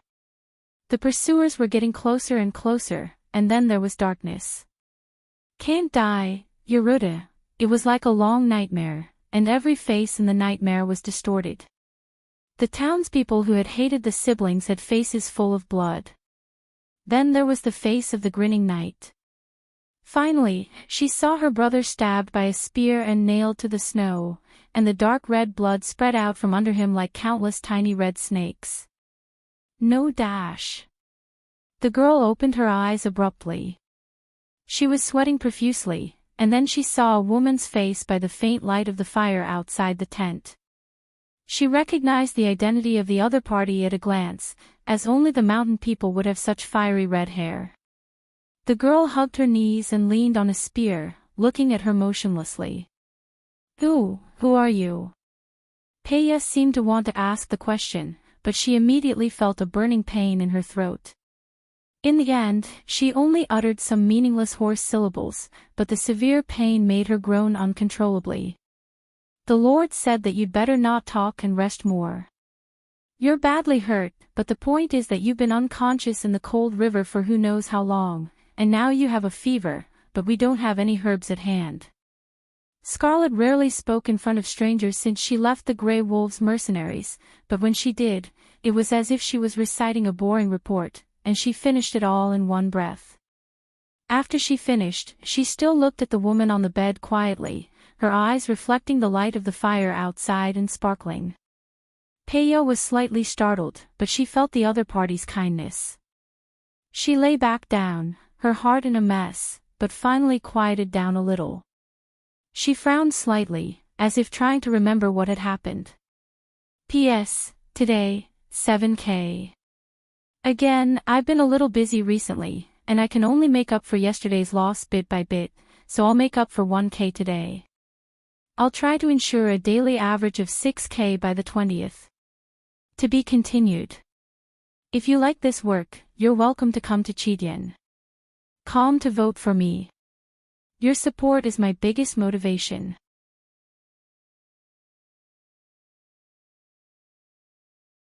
Chapter 723. The legend of the green people in the forest has a long history. The mountain people of Manowar and Lantern Island call them the people of the trees. Some people say that they are the descendants of the Myurnas. After the War of the Holy Saints, there were indeed some Myurnas who took the route we took today and hid in the stained frost forest. They crossed the Falling Needle Mountains and went to sea from the area of the Silverpine coast. They went north and disappeared. No one knows where they went in the end, but some people say that the Myurnas in the forest were divided into two. The leader of the team was unwilling to give up secular power and coaxed a group of people to stay. The result of these descendants is conceivable. The group of people who stayed became the green people later, but they have been assimilated by the forest. Their cheeks are like the texture of wood, their dull eyes are sunken in, and their bodies are covered with roots. They have been wandering in the forest, day after day, regretting the decision they made. The dark magic turned this regret into resentment. They are like ghosts without hearts, lost in the forest, killing all the creatures they meet. Most of these Myurnas who stayed are nobles among the Myurnas. They are good at using language to confuse people, especially when this language contains the magic of the forest. Many people who have seen them never return. The flames calcined the branches in the bonfire. The small branches turned golden red in the fire, and sparks burst out from time to time. Brendel's voice was sometimes high and sometimes low, telling the legend of the man in the tree that was widely spread in Manowar's area, but most of the locals only knew this legend and could not tell the origin of the story in such detail as he did, so everyone in the firelight could hear it in a trance. Only the little prince curled up in the corner, shivering as he listened. He wanted to go away and not listen, but he could not resist his curiosity. What about the Myurnas who left? Metasha was a little curious. She put a dead branch into the bonfire, and the bright light of the fire made her face look much rosier. Brando picked up the grilled fish from the bonfire and threw it to Heroes. The little prince was stunned and instinctively reached out to catch it. It was so hot that he threw the grilled fish away. Only then did he react. He hurriedly grabbed the wooden skewer and picked it up. However, he stared at the mud and snow on the grilled fish, not knowing what to do. Brando sighed and shook his head. He handed the other grilled fish to Maynard beside him, and Maynard understood tacitly. She reached out and took the grilled fish from the little prince's hand, then gave him the grilled fish she had just received. "Thank you," Heroes whispered, his face as red as an apple. "Your Highness, if you want to take responsibility, you must first learn how to overcome your fear." Maynard reminded him, "There are all kinds of legends in this world, but your Highness has long passed the age of believing in bedtime stories." I'm not afraid." Heroes stared at the grilled fish in his hand, feeling a little wronged. "Because my sister said that Lady Martha will protect every one of her people, Lorena couldn't help but chuckle when she heard this reason to comfort herself. "Your Highness, you're so cute," she replied with some amusement. Brando shook his head. He really couldn't expect more from this prince. At least he had become more independent these days. Before this, he didn't dare to speak his mind in front of so many people. This was at least an improvement. So he continued to answer Medicia's question. Those Myernas crossed the Falling Needle Mountains. Some people saw them go out to sea from the area of today's Silverpine Coast, but it was too long ago. However, the souls of the dead Myernas ancestors still wander in the ancient gorge north of the Falling Needle Mountains. Pieces of sunken ships are often salvaged from the seabed in that area. What about the lost knight? I've heard similar legends, Lorena said. These days, Brando had told them a lot of legends about the forest every day. In her opinion, there seemed to be nothing that the Count of Tonagel didn't know. A knight who lost his mind. That's another story. Brando was about to speak when he was interrupted by a sorrowful wail from the forest in the distance. The sound was undulating under the silver moon and under the forest, similar to a wolf's howl. But Brando could tell that it was a human voice, a woman's voice. The young prince trembled in fear, and everyone turned their heads in that direction at the same time. The sound came from the south of the camp, in the direction of the hunter's original camp. With a crash, a person suddenly rushed out of the bushes. It was Scarlet with a long spear on her back. She looked at Brando, somewhat at a loss, but the latter had already understood. What happened? She ran out. The mountain girl replied in a low voice. Ran out? Brando was slightly startled. You didn't stop her. But she said she was going to find her brother. Her brother. Her brother was among those hunters. Scarlet shook her head slightly, indicating that she didn't know.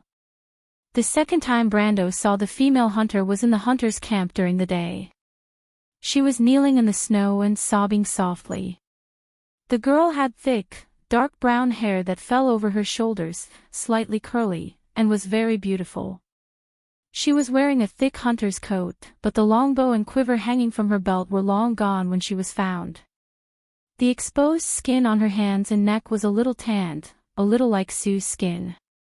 She looked at most 16 or 17 years old, but she was much more mature than Maynard and even Freya. The female hunter was lying on the edge of the hole dug in the snow, her hands clutching the frozen ground tightly. She was whimpering like a beast, and her whimpers gradually turned into low whines. Freya, who was beside Brando, couldn't bear to see her like this. She walked over to help her up, but Brando was one step ahead of her. He looked at the hunter's body in the hole and asked, "Is her brother in there?" Maynard, who was beside him, shook her head slightly. She identified the bodies that were buried earlier. Her brother's body wasn't among them. We've also searched the surrounding forest and found no trace of him. That means her brother is still alive. Not necessarily. It's also possible that the body was taken away by the beasts in the forest. Or maybe it was like the corpse we found before, and escaped to a farther place to die. The female knight wasn't optimistic. Brando nodded slightly, agreeing with this guess.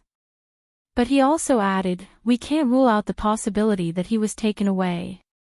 A wreck still needs a guide. Maynard didn't comment. Brando.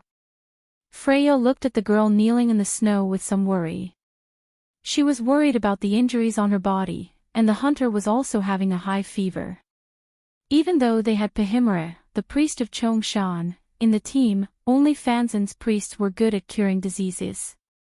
In this environment, infection of the wound was a very dangerous thing. But Brando looked at the girl and said softly, let her vent for a while. Her brother may not be dead, but a normal person wouldn't be able to take such a big blow. At least let her calm down first. Freya pursed her lips slightly. Her sympathy for Freya was largely due to her own experience. That night in Butchie, she had to watch the family she had been with all day long get caught in a sea of fire, and her former home burned to the ground. That kind of humiliation and helplessness was something that ordinary people who had never experienced would not be able to understand. But she remembered her experience in the Royal Knight Academy. Some things could only be solved by relying on oneself. It was Brando who taught her this.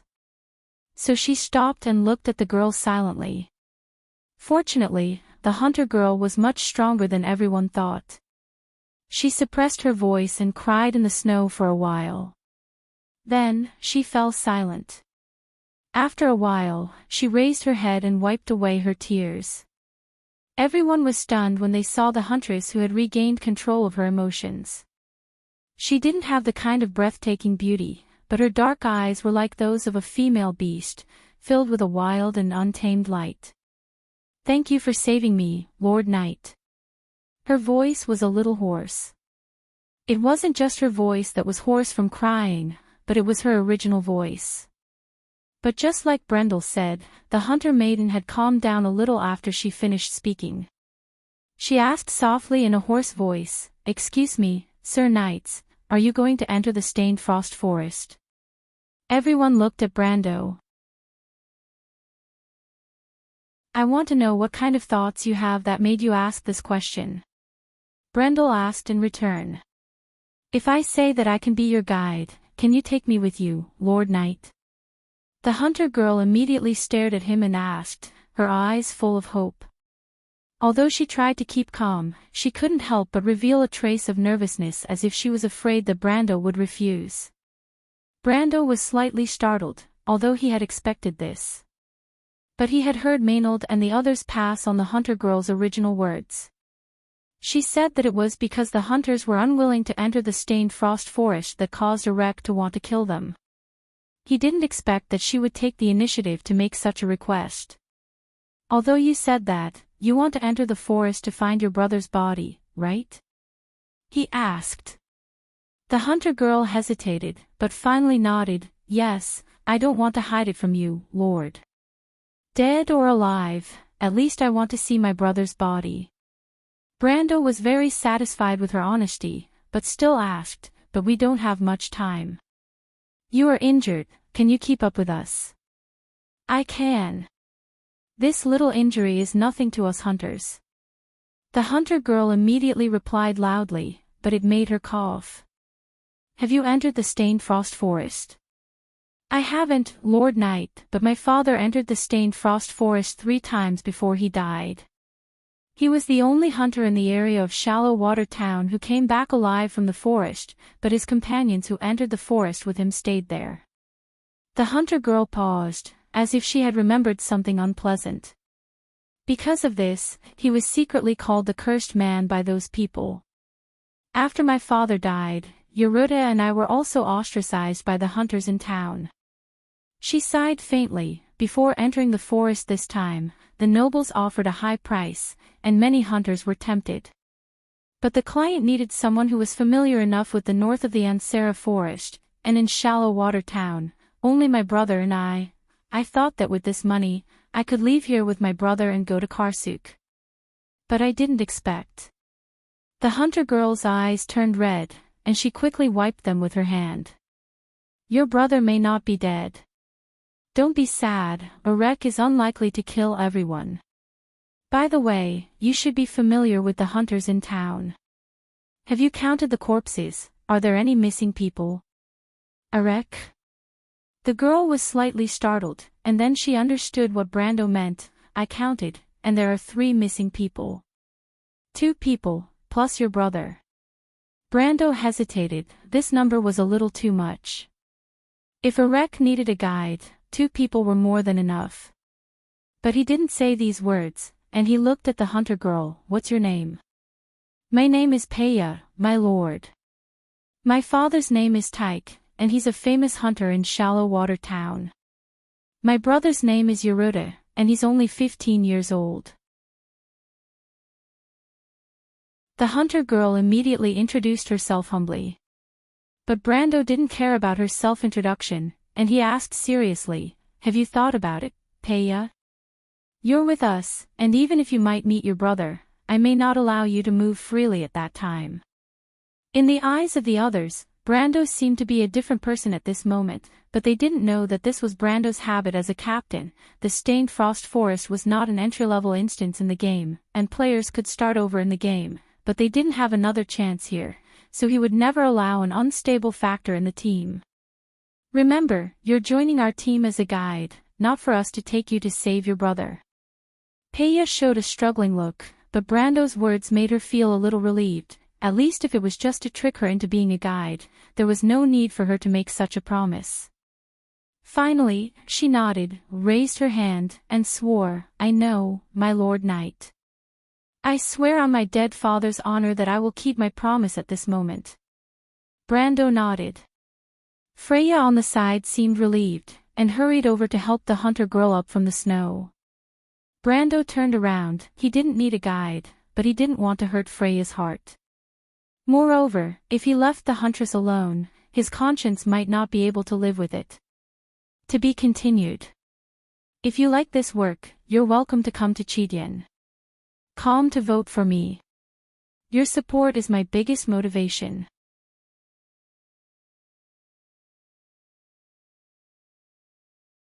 Chapter 724. Although he kept saying that time was tight, Brando's team ended up wasting another day on the banks of the Nugan River. Fortunately, the huntress Peya's physical fitness was excellent, and the fever quickly subsided, and the recovery of her wounds was amazingly fast.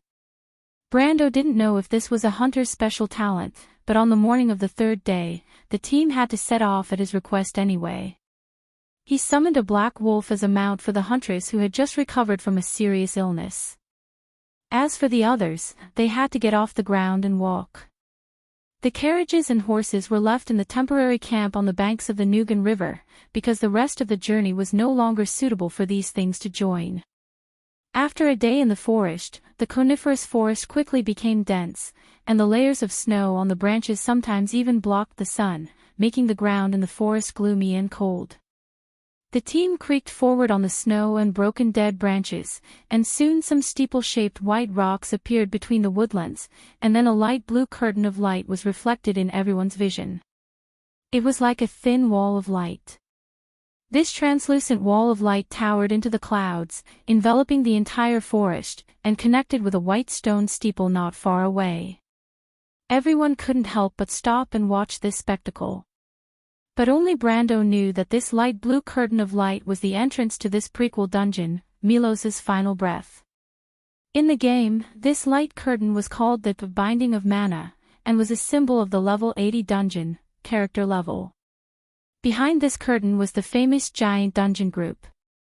Speaking of which, apart from the time with the golden demonic tree, this was the first time Brando had seriously challenged this dungeon in the world of Woned.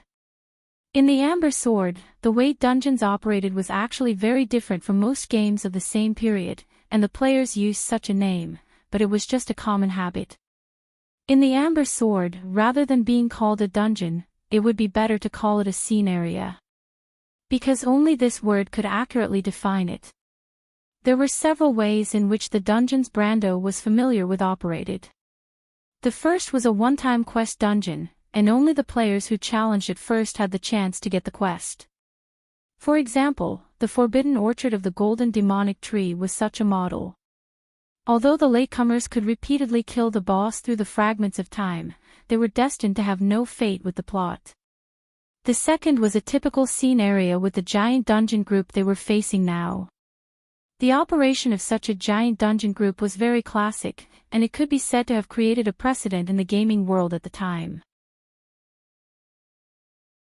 Although there were still only one or a few fixed main quests in other prequel areas, it was not the monsters, boss in the path, monster, boss, single progression mode that the average player was familiar.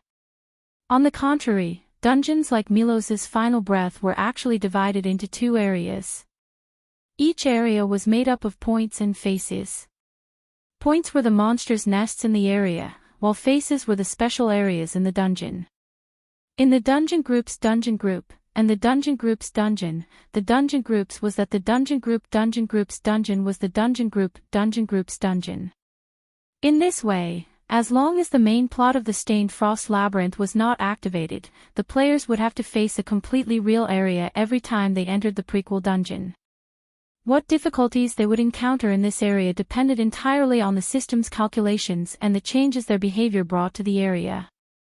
This kind of game mode could be said to have started an era, and it was the real reason why the Amber Sword beat other games.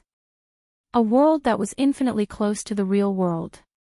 In fact, since the first version of level 70, every dungeon that appeared in the game used a similar concept, and the Amber Sword began to reach its peak from then on. Brando himself was naturally impressed by this epic-making dungeon. Fortunately, although the dungeon group's existence was constantly changing, at least there were still traces to follow.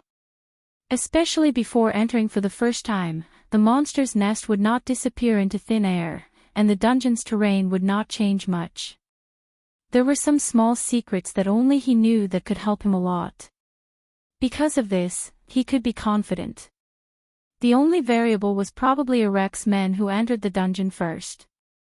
Brando looked back and saw that most of the people who followed him were stunned. The mana binding was indeed spectacular. It was said that most of the reasons for generating such a light curtain came from ancient seals, which was the same principle as the accuracy of time. The magic wall outside the Stained Frost Forest was, according to legend, a self-seal laid down by the god of giants at the last moment to protect his remains and the divine fire. But over thousands of years, it had long been eroded by the dark magic and riddled with holes. "Mr. Brando, what the hell is that?" Faraz looked up at the light curtain that reached into the sky and couldn't help but sigh. "It looks like a magic barrier," Lorena murmured. "It doesn't look like it is." Charles also raised his head and clicked his tongue in amazement. This must be a creation from ancient times. After the War of the Saints, there hasn't been such spectacular magic again. But Brando didn't answer after listening to them, and instead glanced back at Peya sitting on the black wolf's back. The hunter girl was in better spirits this day, but her voice was still a little weak. "Father's notes mentioned this curtain wall, but it should be harmless. They also passed through the light wall at the time, but be careful, the forest behind is the real dangerous area." "What's behind it?" "Father mentioned that the forest is immersed in the night all day, and there are some glowing pale people under the night who will lurk in the trunks and attack travelers who pass through it. My father said they are the ghosts of those lost, searching all day for victims who can replace them," Peya replied in a small voice. "Almost all right," Brando was a little surprised. It seemed that the hunter girl's father had really entered that forest. The first area of Milo's final breath was the night forest. Just as she had described, there was only night in the forest and no day.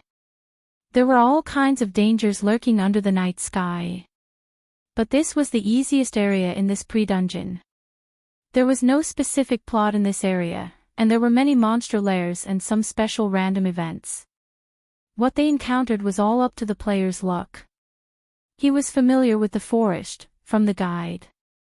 But Peya's father's notes could help him understand the forest from another perspective, and Brando suddenly realized that his decision seemed to have paid off again. "Can we find them?" The little prince seemed to have a natural lack of resistance to these mysterious things, and he gripped his sword tightly and asked with a pale face. I have a gem that can detect the undead ahead of time." "The occult gem." Lorena seemed to know quite a bit about magic items and immediately realized what Haruz was talking about. "Your Highness, it would be great if you had that thing. Spirits and ghosts are unpredictable and dangerous, and the occult gem can make it impossible for them to hide. My opinion is the opposite, you'd better put that thing away." Brando interrupted their conversation, and he turned back to Peya and said, "What your father saw was not a ghost, although it looked like one. It was a demonic spirit, very sensitive to magic items and used to killing travelers who carried them and robbing them of their equipment." "Demonic spirit?" Faraz was a little puzzled. "It's a very cruel monster. You've heard of the wizards who went crazy in pursuit of the mysteries of magic. Some turned to studying how to control dark magic, but most of them failed. The surging dark magic would tear their bodies apart in an instant, but their purest souls would survive and merge with the magic they loved most in life. Of course, at this point, these wizards could no longer be called human, and all that was left in their minds was their addiction to magic. Other than that, they were like beasts. Brando explained calmly. His words sent a chill down the spines of most of the people present. Only the Shire nodded. What the Lord is saying is not the bedtime stories you've heard, and I can testify to that. There are indeed many such people in the history of wizards, but why are there so many demonic spirits here? How strange. It's simple, you'll understand when you enter. Brando replied. In fact, the group had already approached the light curtain at this moment, and it was only when they got closer that they could see the true face of the light wall.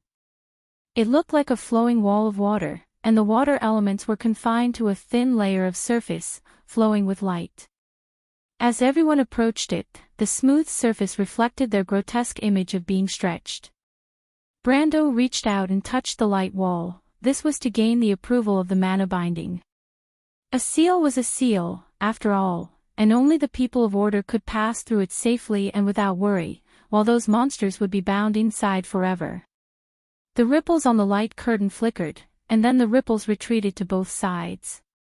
This scene was exactly the same as what Brando had seen in his previous life. Soon, a hollow area about 2 people high and 5 people wide appeared on the blue light wall. The hollow area revealed a corner of the forest of night behind it. Brando narrowed his eyes and looked inside. The dark forest was exactly the same as what he had seen in the guide. However, even though it was a pitch-black forest, there were still specks of light floating in the air. But it wasn't anything good, because Brando knew that most of the living creatures in this forest didn't have good intentions. He took a step inside, one step into the forest that was always shrouded in the silence of the night, then he turned around and said to the people outside, "Come in. Please come in. Welcome to the Evernight Forest. P.S. Today's episode is here 2K per 7K again. Damn, your strong baboons are so tired that they want to roll on the ground and ask for support. To be continued. If you like this work, you are welcome to come to Cheedian.com to vote for me. Your support is my biggest motivation. You're tuning in to the LoveLore Library YouTube channel. We're so grateful for your support, and don't forget to subscribe to join us on this incredible journey through captivating stories. Your generosity through donations truly makes a world of difference, as it's the primary source of revenue that allows me to expand and enhance this channel for you. Thank you from the bottom of my heart for being a part of this adventure.